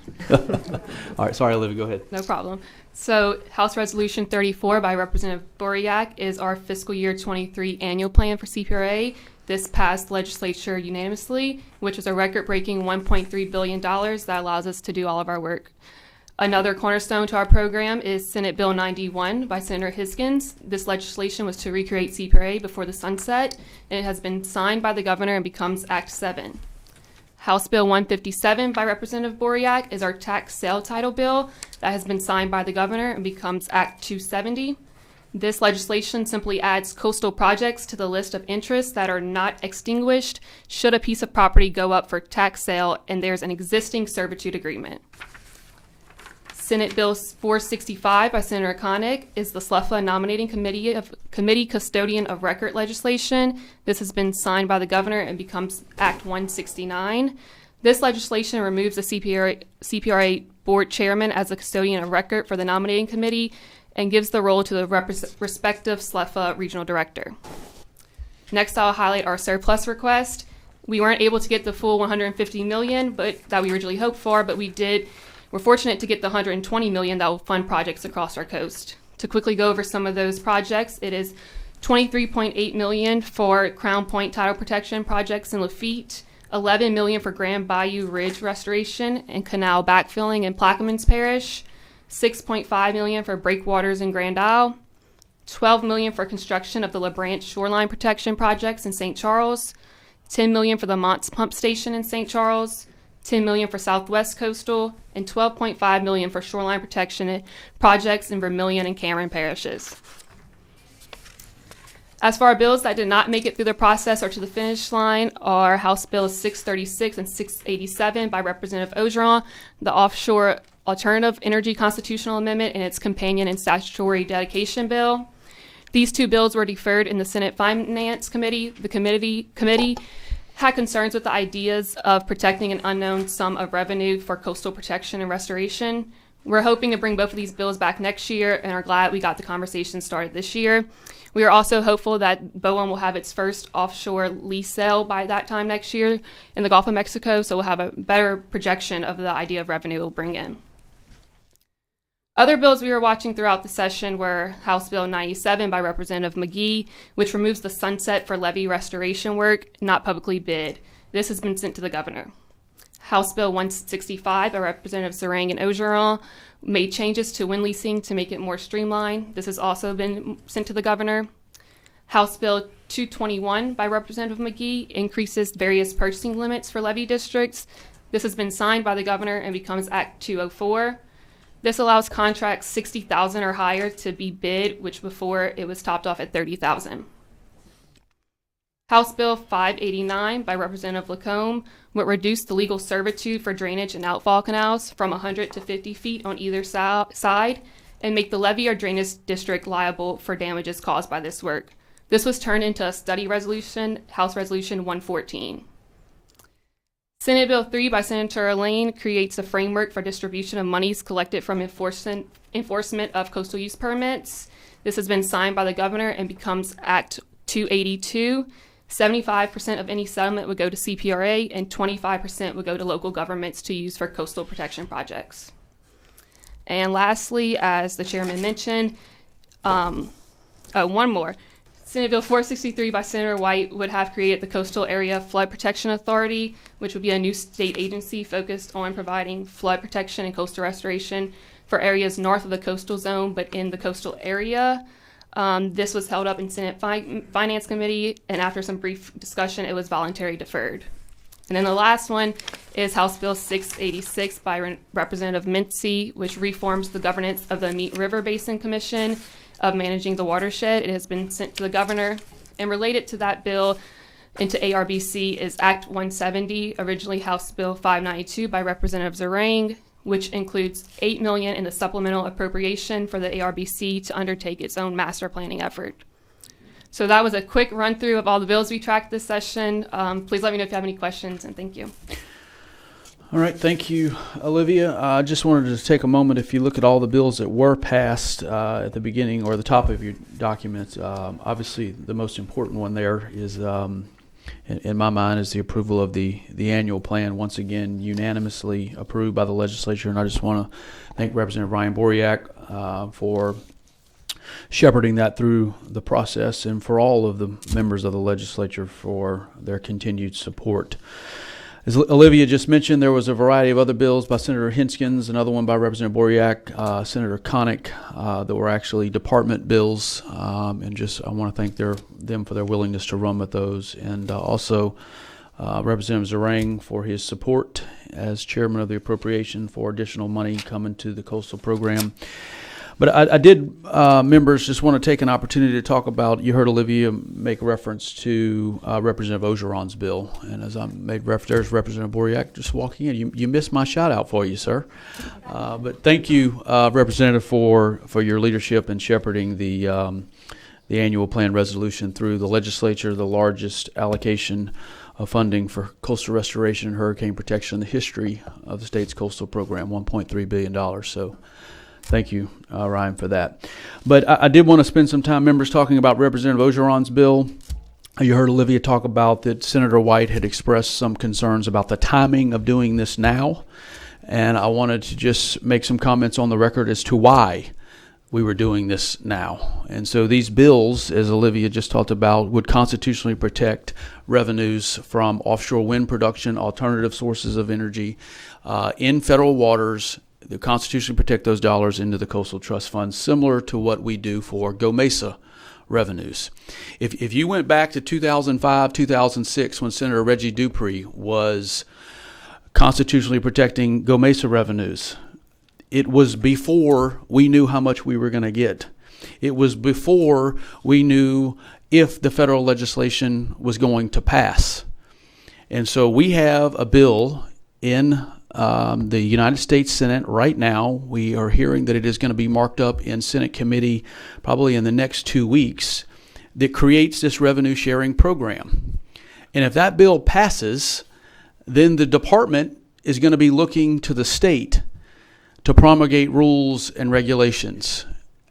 And I felt that it was important to have our house in order to show the federal government that we're serious about using these dollars responsibly on coastal restoration, on resilience, on hurricane protection. And that's why we ran with the bill this year. And so as Olivia said, we're going to run with it again next year. I thought it was very, very unfortunate that we had to engage the entire coastal coalition to even get this bill heard in a Senate committee.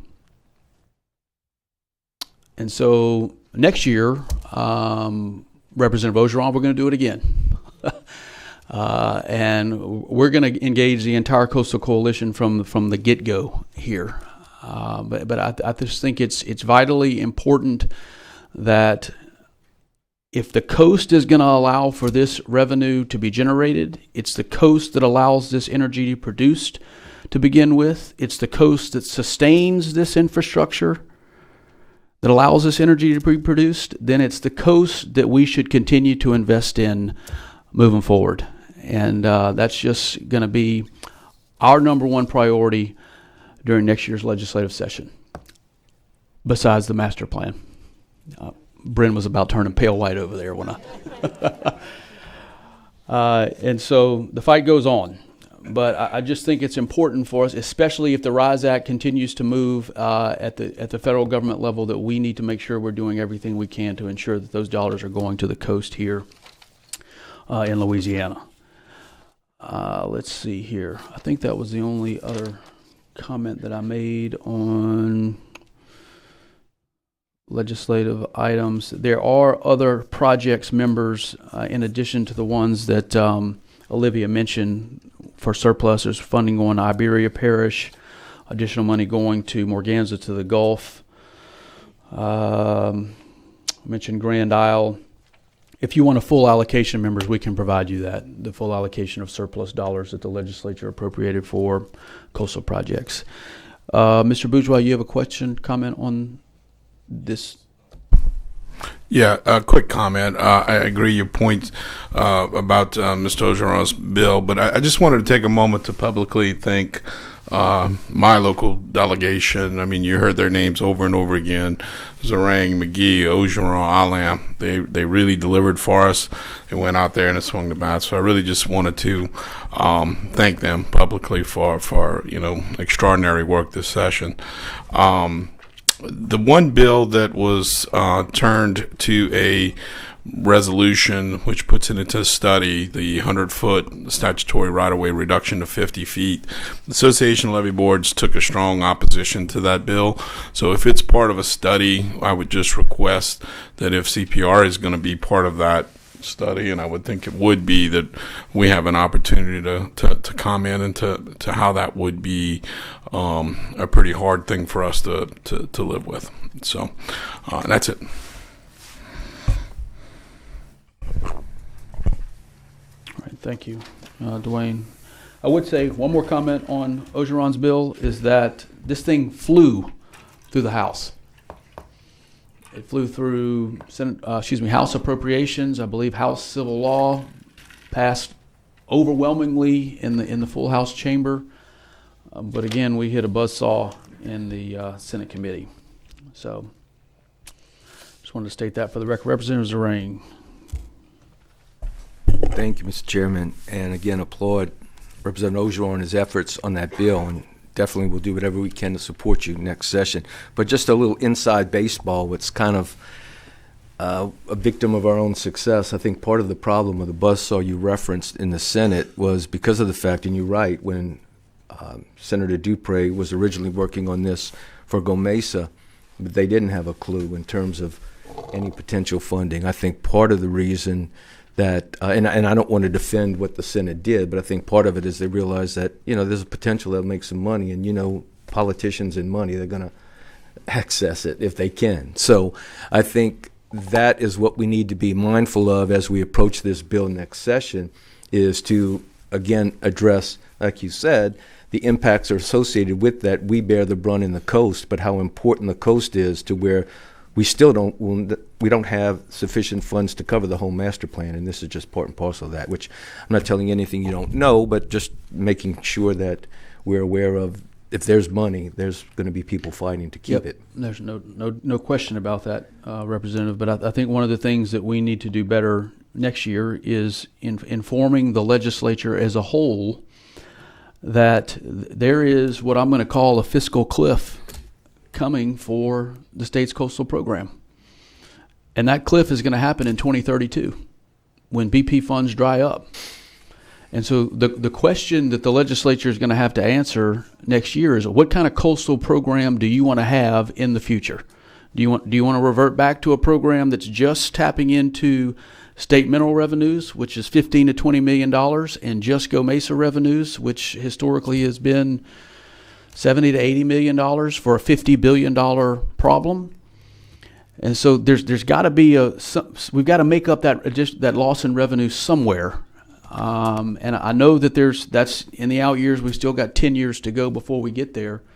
But it's my understanding, and Representative Ogeron knows this, that it's probably 10 years before we start to see some of these revenues come in from wind leases. And so I know you know that, Z, and I'm not disagreeing with you at all. Yeah. Just stating things for the record. Well, you referenced in the bill that Representative Ogeron and I passed as going to allow it to move faster, and hopefully, the goal is within the next year or two to have the first lease sale for wind energy. So we're going to continue to push that. Just a couple other bills you didn't mention, I think, that are important to the effort is the HCR Hypoxia. We do it every year, but it brings attention to it, and I think that helps, especially what's going on in Washington. And also, I'd be remiss if I didn't mention, we also had a commendation for Professor Rabelais on her nomination to the Academy of Sciences, which is important, and that kind of ties into the hypoxia issue. So I just want to mention those as well. Yep, we're going to be hearing from Mr. Jackson Martinez here shortly on hypoxia. And speaking of resolution, I would be also remiss. I know we're taking up a lot of airtime here, and I swore we're going to be out of here before noon. There was also a resolution that was authored by Representative Zerang honoring King Milling.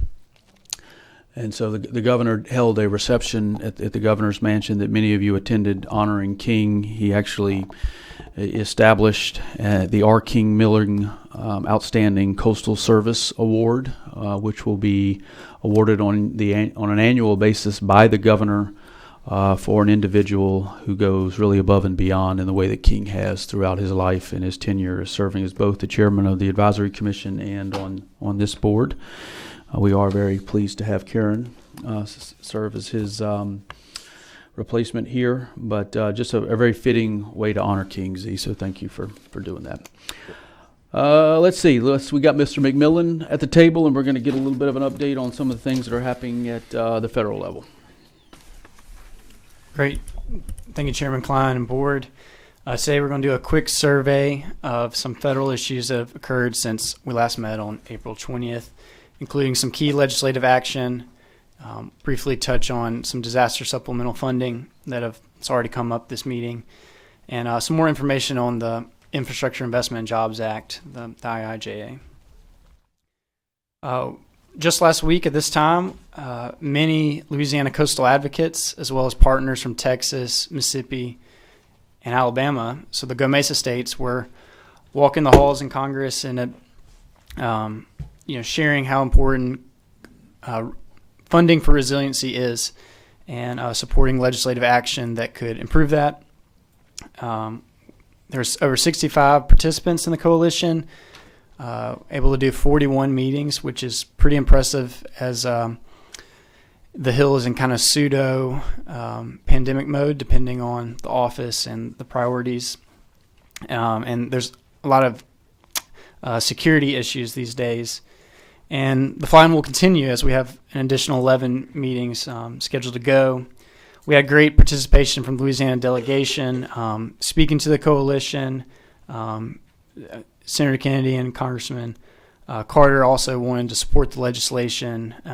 So that was great all around. And as you heard from Chairman Klein talk about potential markups in the Senate, and there could be a potential introduction in the House this summer, it was well timed.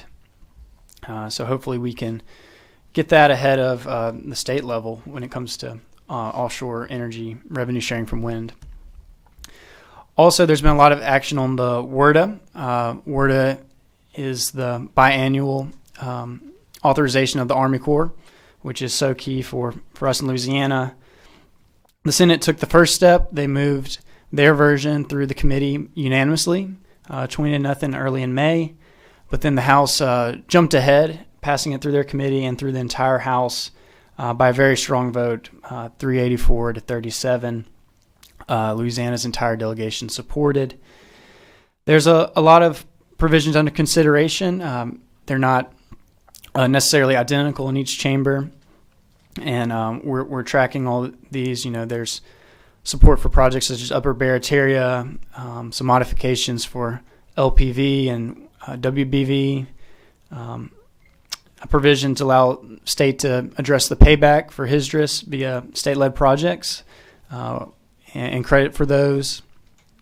Call shares under discussion for things like Mr. Go ecosystem restoration and Lower Mississippi River comprehensive study and Algier Canal levees.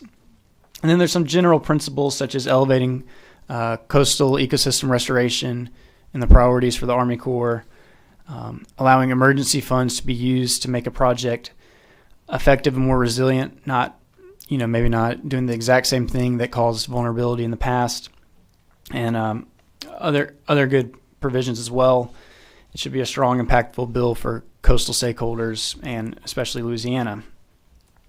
And the goal is to get that all passed by July and sent to the president's desk before Congress breaks for August. That's an ambitious timeline, but so far both House and Senate have met their stated goals.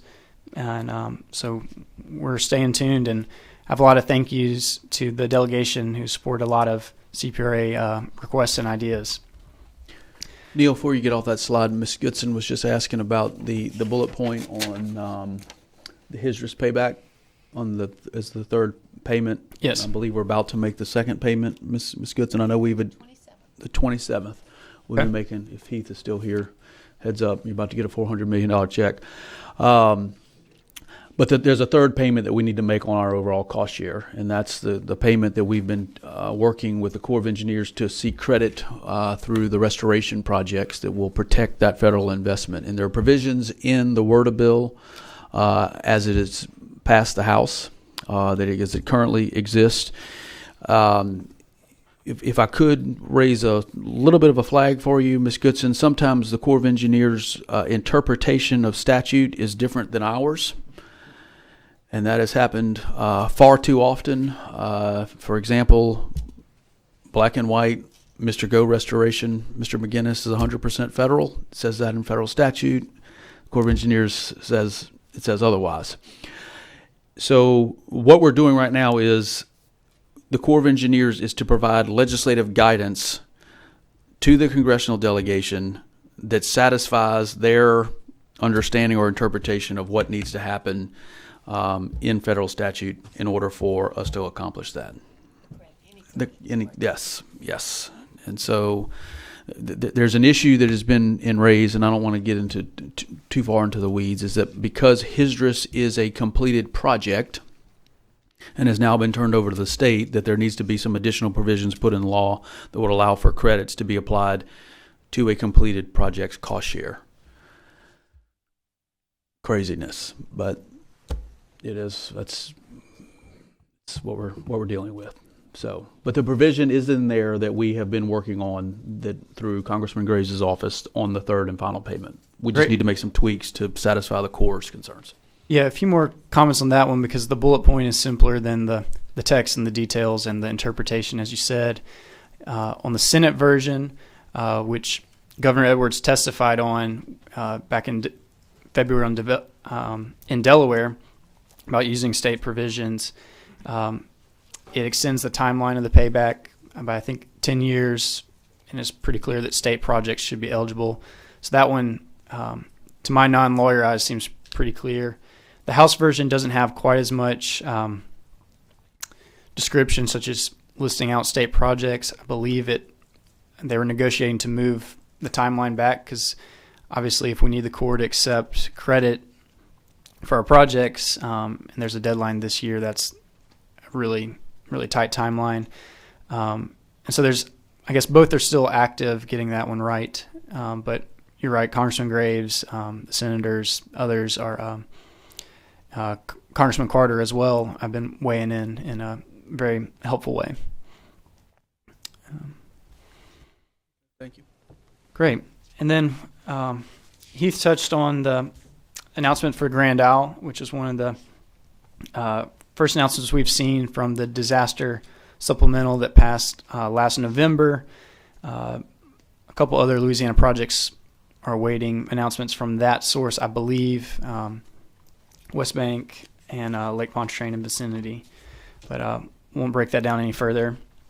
And then Bryn described, how strong we performed on this Emergency Coastal Resilience Fund awards, which also came from the Disaster Supplemental.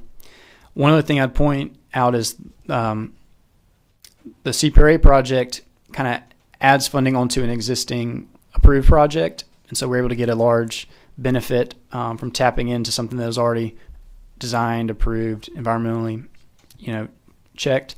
And I think that's a strategy we'll continue to try to apply to other IIJ opportunities, so we can really spend a lot on construction if we're approved. So that was good to see that proof of concept work. Now I'll turn to a few things about the Infrastructure Investment and Jobs Act. There's two resources that you and some of your stakeholders and parishes may be interested in. One is a rural playbook. It was released recently, and it identifies programs and sources of funds that have a rural incentive, whether that's a set aside of funding or anything that kind of leverages it in a better position for you. There's fact sheets and some of the key projects that for us that may matter from the rural side would be FEMA's BRIC and flood mitigation assistance, and there's some electric provision. So that could be something that some of your areas may care about. There's also a technical assistance guide, and this is broken down in two different strategies. One is providing technical assistance to help an applicant secure funding, and then once that funding's secured, there's technical assistance to help them deploy it effectively. There's guides on water programs, resilience programs, and place-based programs. For this group, resilience programs are probably the most impactful with BRIC, and then some Army Corps programs related to floodplain management services. But by and large, the administration really wants to offer technical assistance, so there's a whole slew of webinars and fact sheets being produced. Webinars are probably the most simple way to go, but that's been made available. Again, the next two things are kind of two aspects of the IIJA and how they're being rolled out. One is the Permitting Action Plan. It was released in May, and it largely focuses on the Permitting Council's abilities to get the IIJ funding onto the ground in a quick timeline. And y'all may remember from my last presentation, we had the executive director, Christine Harada, and her staff come down to Louisiana to learn about offshore wind, our diversion program, and other things that have benefited from this ability. But that agency was authorized in the IIJA, and they're trying to add improvements to the permitting process. Some of the new ones or growth areas that are worth noting is early cross-agency coordination. Many times the lead federal agency is acting pretty diligently, and then the associated coordinating agencies come in at the last moment and source of delay. So they're trying to reduce that. And then they're also trying to do more timelines and tracking of meeting those timelines for complex federal infrastructure projects. It may be surprising, but oftentimes there's not really set or adhered to deadlines. So they're trying to implement that. At the same time, they also want to do a lot more outreach, particularly for tribal nations and disadvantaged communities, and improve agency responsiveness. And so what you see there is there's some measures that will probably speed things up and some measures that may slow things down, such as extra consultation.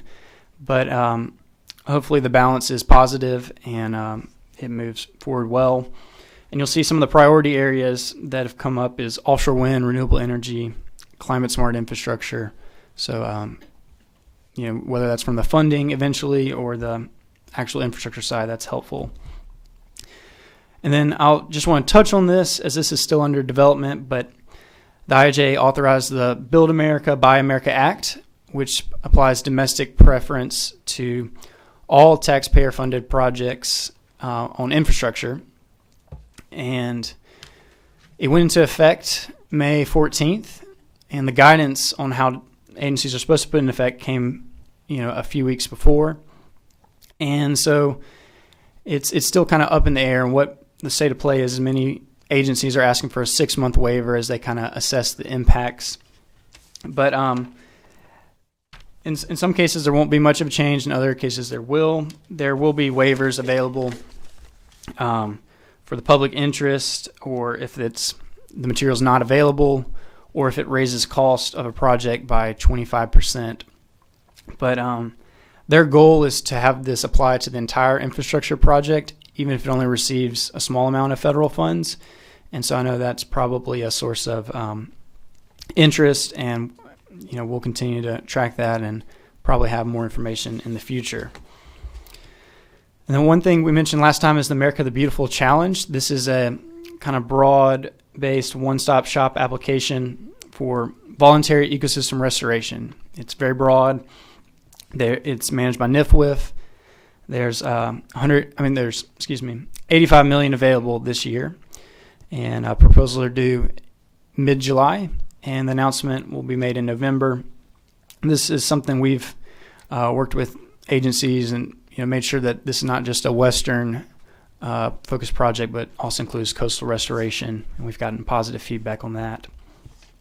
And then this was right after our last board meeting, but wanted to mention that we continue to work on relationship building with leadership of the Army Corps.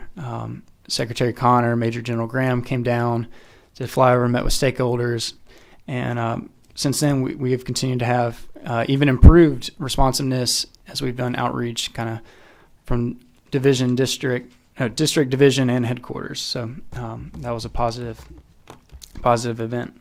And with that, my prepared remarks are concluded. Yep, thank you, Neil and Olivia. Great updates. Neil, a couple things from me.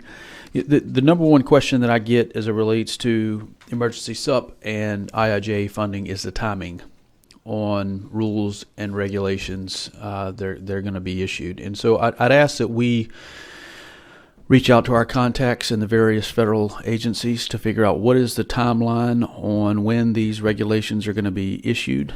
I think that would be very helpful to know at the parish level as to when some of these competitive buckets are going to be eligible for submissions.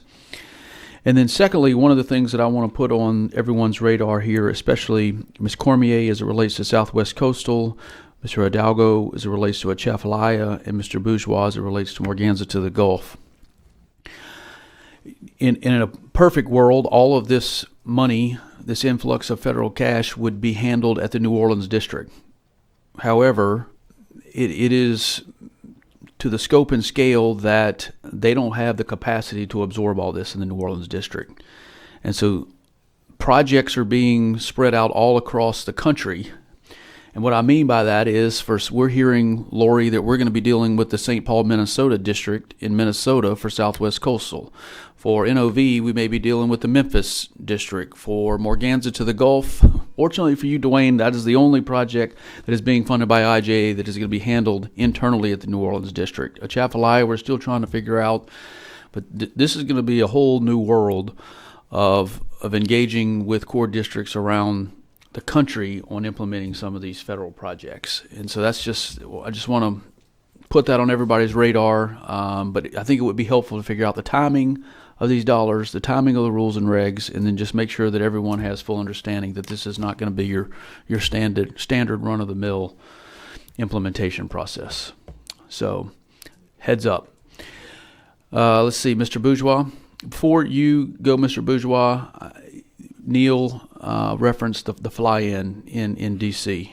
And we had, I mentioned this at the beginning, we had over 65 folks come up from South Louisiana, from Mississippi, Alabama, and Texas to make the push on the RISE Act, increase COMESA revenue sharing and WIN revenue sharing as well.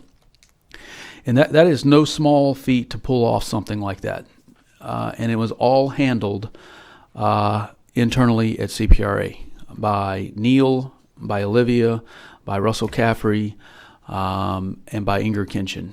And for those guys to coordinate all of these various meetings with over 40 members of Congress, 67 individuals flying up to Washington, D.C., all have strong personalities. I'm sure that President McGinnis was up there, Z was up there, Dwayne was up there.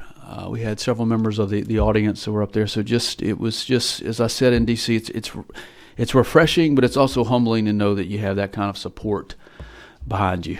And the fact that we had that many people in Washington, D.C. making a push was great to see. But thanks to the Team Coastal, Olivia, Neal, Inger, and Russell for that. Mr. Bourgeois. Yeah, well, that was actually one of the first things I was going to say, that the work that they did. I mean, I know when I go up there and I'm just trying to arrange 4 meetings, what it takes, and I can't even imagine what it took to do what you guys did. So thanks, and it really came off without a hitch and just worked perfectly. So even on the fly, we were able to make changes to extend it and maximize our time. So I think you can't even fathom how much work these folks did and how well it came off. The thing I was going to add, Neil's presentation, I took a look through it last night and I followed a lot of the links. Guys, there's a lot to unpack there. I really recommend you get into it because, when you get into some of the things and it's a PDF, so you follow a link and it opens up the other pages that give you the options of looking at all of the things, type of money that's available, what it takes to be able to get that money.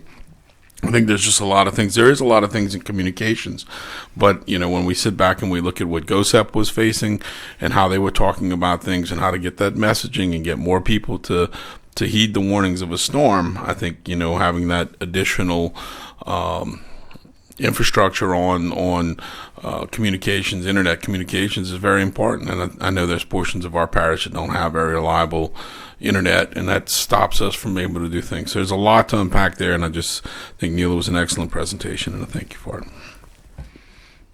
Great, thanks, Dwayne.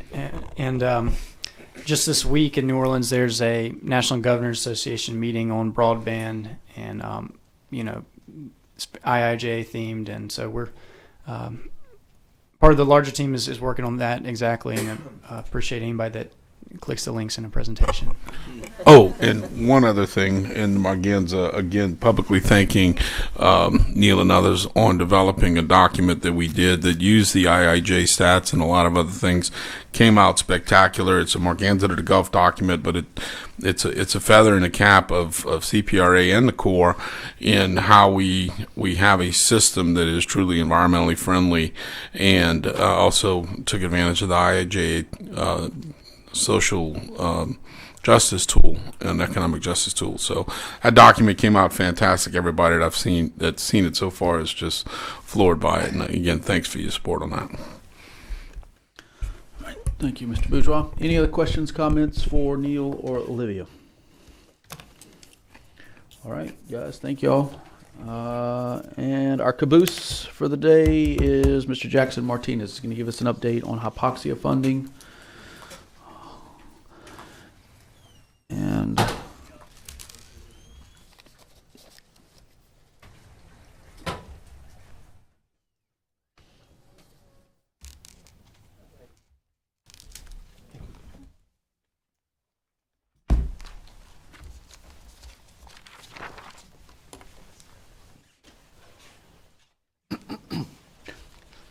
Thank you, Mr. Chair and members of the board.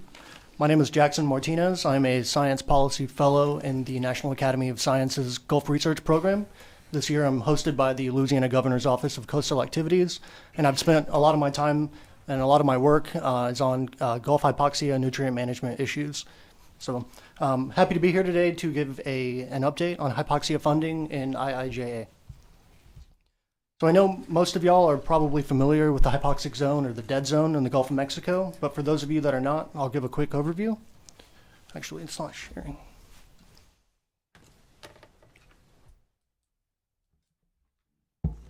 actually, Jackson, I think we've got to do something back here. Okay. You just hold tight for 1 second.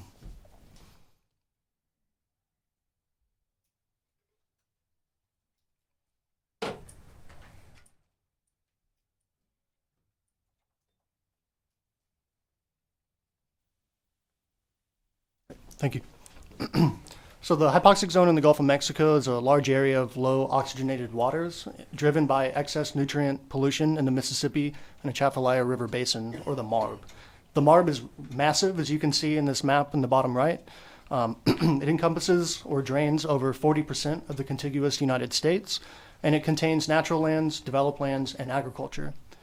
Point and non-point source pollution, mainly nitrogen and phosphorus, through urban and agricultural activity in the MARB, mainly in the Corn Belt, Midwestern states, are largely driving the development of hypoxia in the Gulf of Mexico.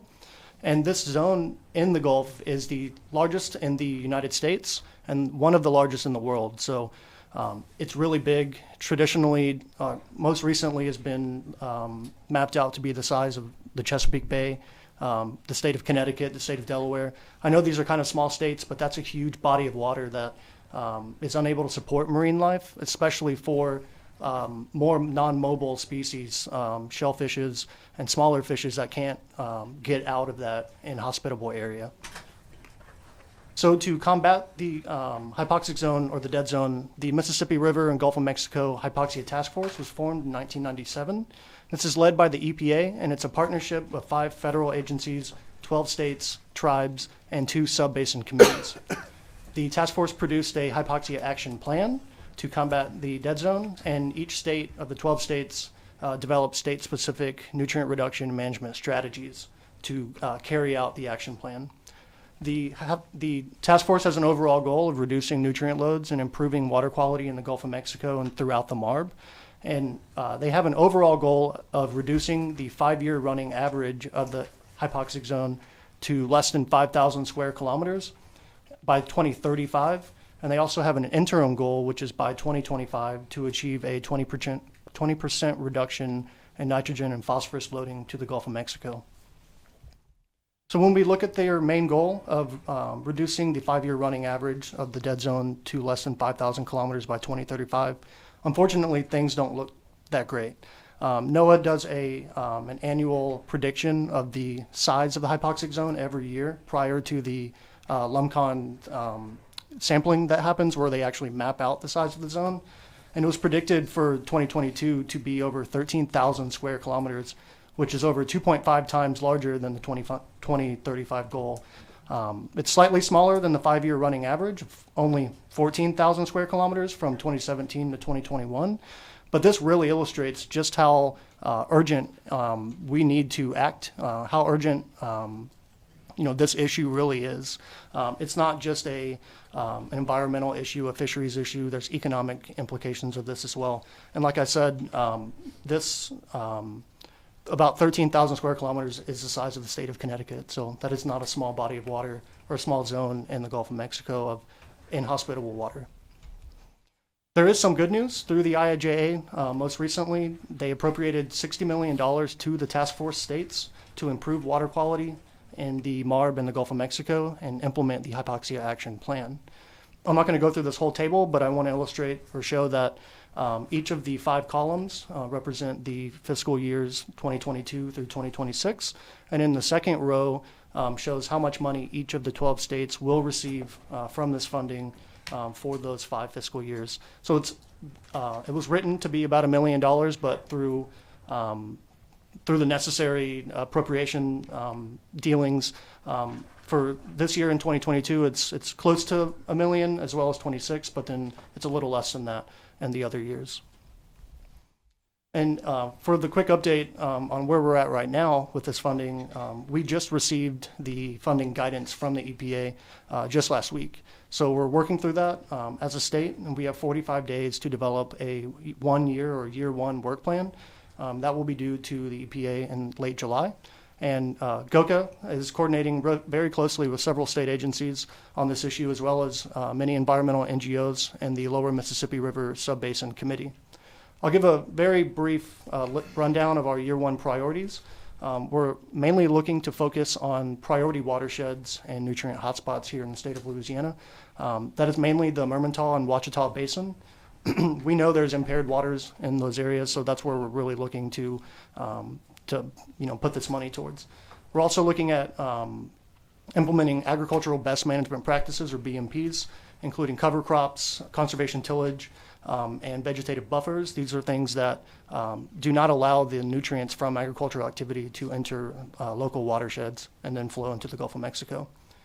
There's some nutrient monitoring that we're looking at improving, mainly in the coastal zone, to do some coastal transect monitoring in between the inshore and offshore waters to look at kind of the extent inshore of the Gulf Dead Zone. And lastly, we're looking at bettering and improving on-farm conservation programs. Similar to EQIP, we're working really closely with the soil and water conservation districts and NRCS to improve these programs, mainly looking at ways to keep those contracts extended or extend the contracts and have farmers keep their practices on the ground for longer, and potentially give them ways to better incentives to buy into these programs. And that is everything I have today. Thank you for your time. My information is on the screen. I'm happy to answer any questions. All right, thank you, Jackson. Ms. Gotro. Yeah, thank you, Jackson. This was a very good presentation. As you know, addressing the hypoxic zone is one of our priorities as an organization, and we've long participated and tried to support that in Louisiana. So you have 45 days to put together this plan, and it's pretty impressive in terms of, like NER, we've waited so many years. The hypoxia management plan or action plan is voluntary, and I know there are many people in this room that have contributed to try to bring funding to this program and get it going. So it is. Do you feel like we can use this base money to really show benefits and hopefully demonstrate that this is something that should continue to be funding by the feds Yes, with ma'am. support from the state? Absolutely. I think so. We're working on a year one work plan now, and we're looking at possibly doing 2 actual work plans for the 5-year funding, one for year 1 through 2, and then one for 3 through 5. And it's really encouraging to see. This is the very first time that Congress has actually appropriated money to implement the action plan. So we're really hoping that we can use this as a springboard, a breath of fresh air to continue moving forward on this issue. Great. Well, thank you. And anything we can do to support it, please let us know. And I'd like to thank Representative Zarang for once again bringing his resolution to the legislature. Absolutely. Thank you. Yep. Mr. McGinnis.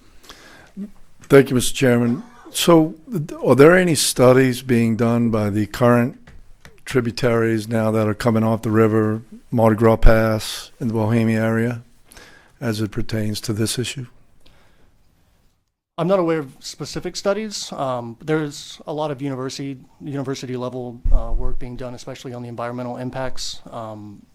Is that what you're alluding to, or just work in general being done in this area?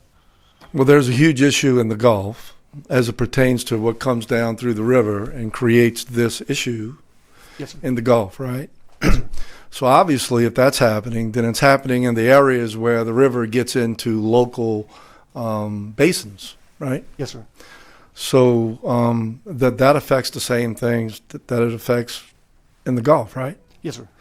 So I'm assuming that if we're going to be studying this, and I know in St. Bernard Parish in the Mystico, just east of the Rock Dam, we have this issue. We have a fish kill every year.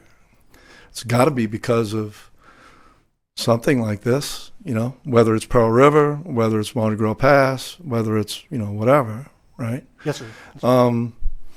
And we've been trying to figure out and study that issue, or have funds available to study that issue because of the Rock Dam and what we think it's holding water and not letting water interchange. Mardi Gras Pass and what it has become. I know the Louisiana Department of Wildlife and Fisheries are advocating not the closure, but the fixing of that blow through, if you will, of the levee in Bohemia. So I was just wondering, we talking about funding, and you were mentioning your first priority was what basin? The Ouachita and Mermentau. Yeah. So I know we're having many problems in the Breton Sound area, in that basin. So I just wanted to ask and bring that up. We know we're going to have problems in the future. We know we're having problems now. And we need to act on that in these basins to correct that issue. Yes, sir. Thank you, sir, for your work. Thank you. Mr. Hodge, you want to respond to that? Sure. Yeah, I would just add to that, President McGinnis, that there may be an opportunity, I suppose, to shift focus, within this program to address some of the concerns that you've had. But kind of a key difference. Excuse me, I'm having trouble with the mic today. Kind of a key difference, I guess, in most of our coastal basins and the area that you're talking about in the MRGO and certainly in the Gulf of Mexico is that those areas are deep and stratified generally. So most of our coastal waters are relatively shallow. They're well mixed. There are times when hypoxia can occur in some of those shallower waters, but they're much more rare and just a different situation than really what Jackson is referring to here. So it's certainly a good question and certainly worth continuing the discussion, but there are some key differences there. Yeah, there is a difference, and I get that. But we have an area east of the rock dam, Mr. Go. It happens every year. Yeah. And we can't seem to get a salinity study on the west and the east side of that rock dam. Because as you know, and as Heath knows, he's not here now, we've been trying to put a hole in that rock dam for I can't tell you, how many, every year since I've been in office, right? And I know I've been working with Chip, been working with the governor, been working with Scalise. And yesterday I hear Newell Norman mention, he had a call in his show. I don't know if you guys were listening. And Newell said, yeah, well, I know there's a group out there that wants to reopen the Mr. Go. And I'm wondering if he thinks that's, us, because no one else, you can't reopen the Mr. Go. It's impossible. Mm-hmm. There's a 28-foot wall that's a $14 billion structure that Ms. Cormier referred to earlier. The Mr. Go is not going to be reopened. All we want to do is punch a hole in those rocks to exchange water so we don't have this issue affecting our fisheries in St. Bernard Parish. That comes directly from the river. Mm-hmm. And if we're having this much problem now, and this has nothing to do with restoration, diversions, nothing like that, right? I don't want to go there. If we're having this much problem, this much difficulties now, just getting a study on that area, what kind of problems are we going to have when we start trying to do coastal restoration along the same lines in that area? So we really need to figure this out. And if you could, just kind of look into the ancillary areas that receive the same water that we're talking about now.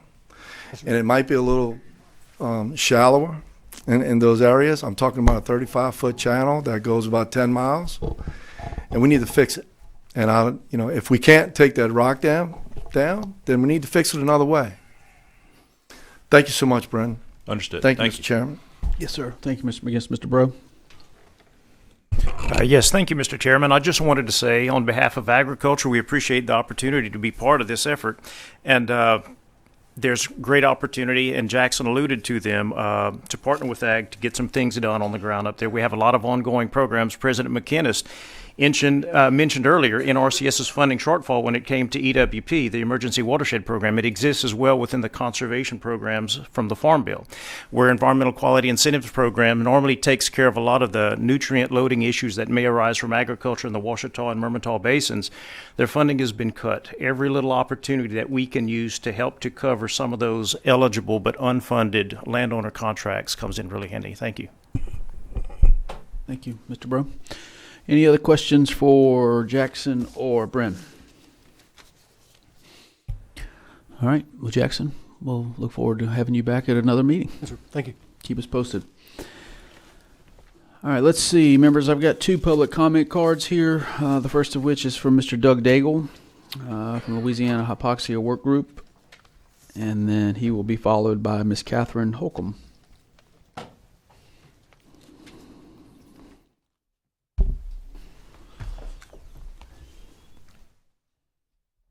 Thank you. I'm Doug Daigle, coordinator of the Louisiana Hypoxia Working Group. It actually is a group that was formed with Karen and Joey and some other folks back in 2003 and has continued to work, meet on a monthly basis since then to help implement the Gulf Hypoxia Action Plan.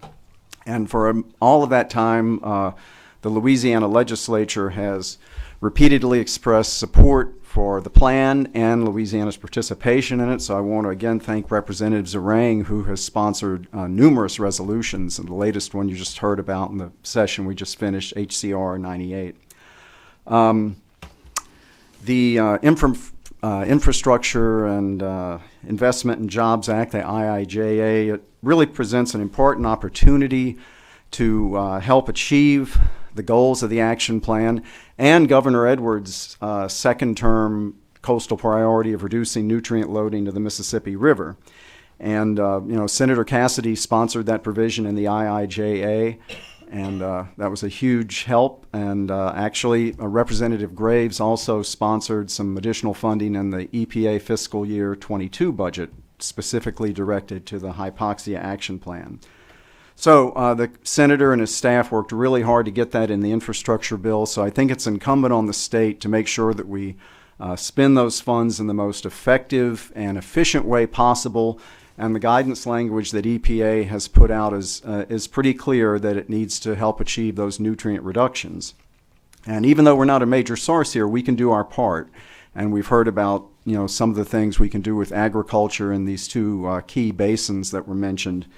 So, we are close to the Gulf, so what we do has a more immediate effect. So we have some key opportunities here with these funds, and we actually have an additional opportunity because there's $10.5 million from the BP NRDA, Natural Resource Damage Assessment Settlement, specifically allocated for non-point source nutrient pollution reduction to the Gulf of Mexico. And that money has been sitting there for about 5 years, I think. So we found out from the call with EPA on the Hypoxia Task Force that these infrastructure bill funds can be matched to a wide range of other funds. So those BP NRDA funds can be applied to that, and they can also be applied in addition to the IIJA match. And so I would strongly urge the state to take advantage of this money that hasn't been doing anything for a number of years. We can do a lot with that money in those basins, the Ouachita and Mermentau that we mentioned, and it'll benefit the local stakeholders as well. It'll benefit the local water bodies. It'll even have an economic multiplier effect as that money is spent in these parishes. So with that, thank you. Yep, thank you, Mr. Daigle. Jackson, if you could just look into his point on the NRDA funds and what we need to do to engage the TIG members on that, please. Would be great. Ms. Cotreau. I'm coming. Hold on one sec. There we go. I just wanted to very quickly thank you, Doug, for all of your advocacy work and hard work over the years. And I know you're happy that we've gotten to this point, so thank you very much. Yep. Thank you, Ms. Karen. Second that. And let's see. We got Ms. Holcomb, who wants to make some public comments on the Louisiana NER.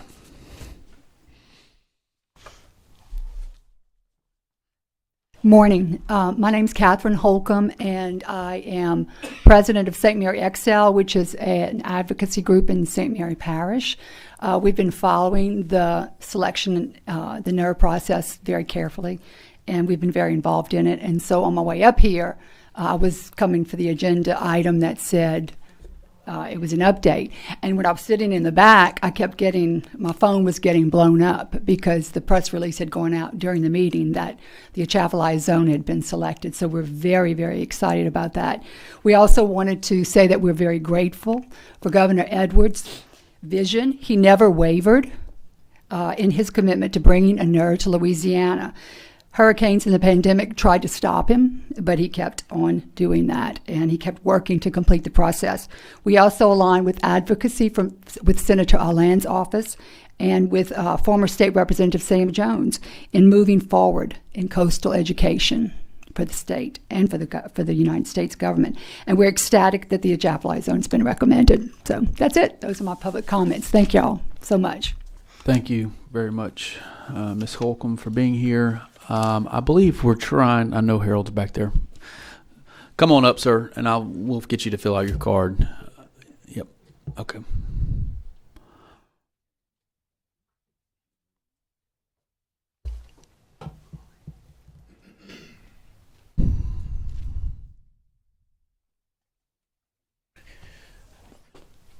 Thank you all so much. I first want to start off with good news. in the coastal area. I was at Mead Point, which is the landing near Franklin, a few days ago, and watched a boat come in with 101 sacks of crawfish. They had 70 crawfish skiffs there, and I would imagine the lowest count I saw was 25 sacks. And I asked the fisherman, what's happening here? Why nobody's come in with 100 sacks of crawfish in the basin in 20 years? Oh, he said, some of the water from the river has snuck into the swamp and it's producing crawfish like crazy. So he said, I hope the Corps doesn't find out I was sneaking in. Next, Point of Fur Island has a grove of mangroves that died about 2 years ago in the freeze. Well, it's reestablished. It must be about 20 acres. And they're beautiful. They're about 20 feet high. And they're hosting thousands of nesting birds. Ibises, rosetted spoonbills, I think some woodstarks. So it's just phenomenal to see. So that's good news. But I just want to comment briefly on how we manage our wetlands. Wetlands are areas that can be wooded, can be grasslands, that are wet and dry with the rise and fall of the river, the rise and fall of the tide.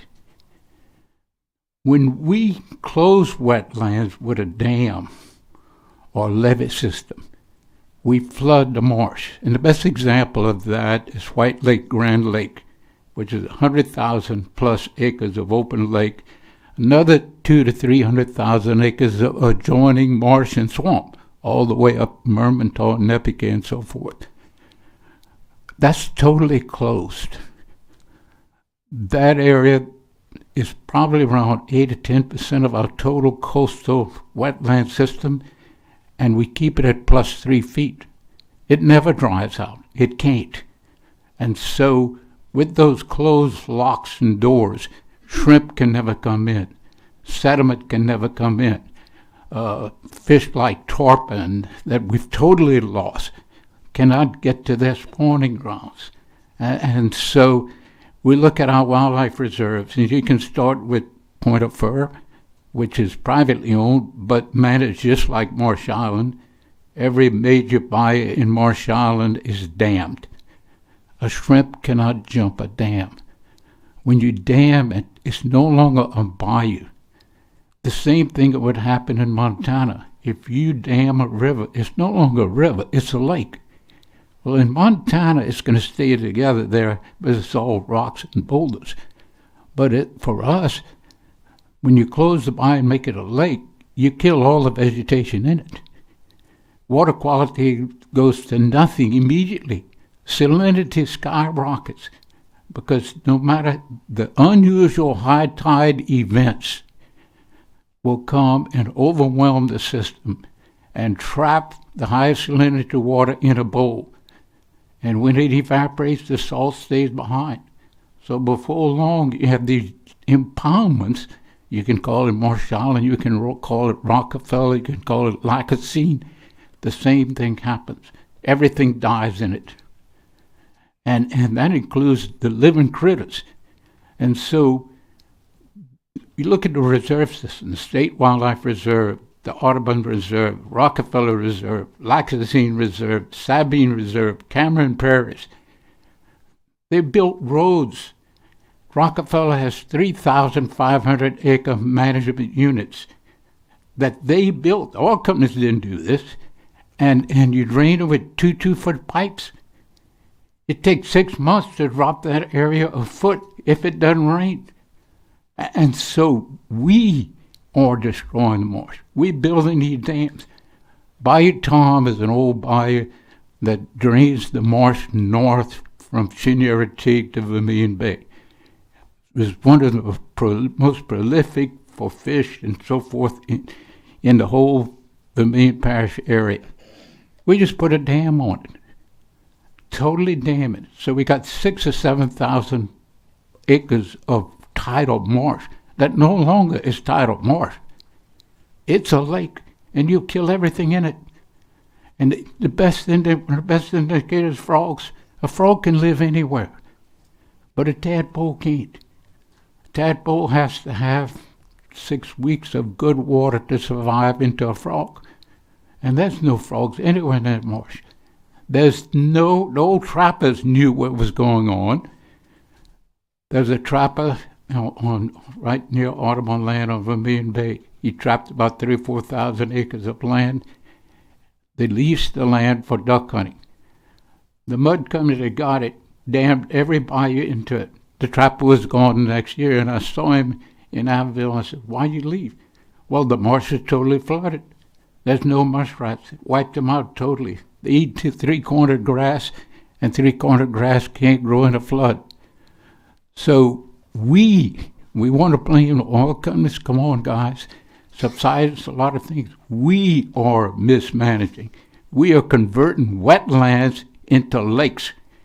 Hundreds of thousands of acres. It's to the detriment of fisheries. It's to the detriment of ducks. You know, millet and wild rice and all that duck food depends on germination temperature of 125 to 130 degrees. That only happens in the low tide, when those seeds are looking directly at the sun. It can't happen in a flood. So all the plants that feed ducks cannot grow because we have the whole thing flooded. So with that, I'll close and say we have to look at doing a better job of managing wetlands and maintaining wetlands as a wetland in our own reserves all over the state's coastal area. Thank you. Yes, sir. Thank you, Mr. Scheffler, for being here and for your comments. Members, I don't have any other public comment cards at this time, so do I have a motion to adjourn? Motion by Mr. Lovell, a second by Ms. Gotro. Thanks, everybody, for being here today.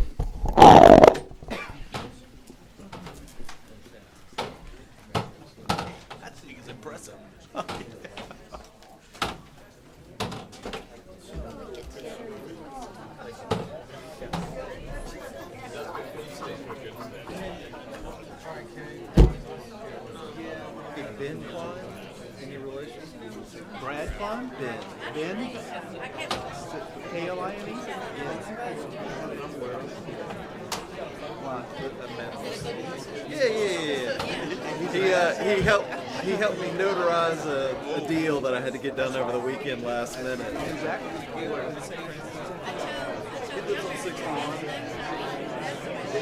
I've got a Brad Klein, a Billy Klein, no bids. Tell him hello. Yeah, we got everything. What's that? Yeah, hey, Neil has a stack of things. Okay. Because we're sending them on to OMB headquarters and see you guys. Thank you, man. But I want y'all to have a copy to hand out.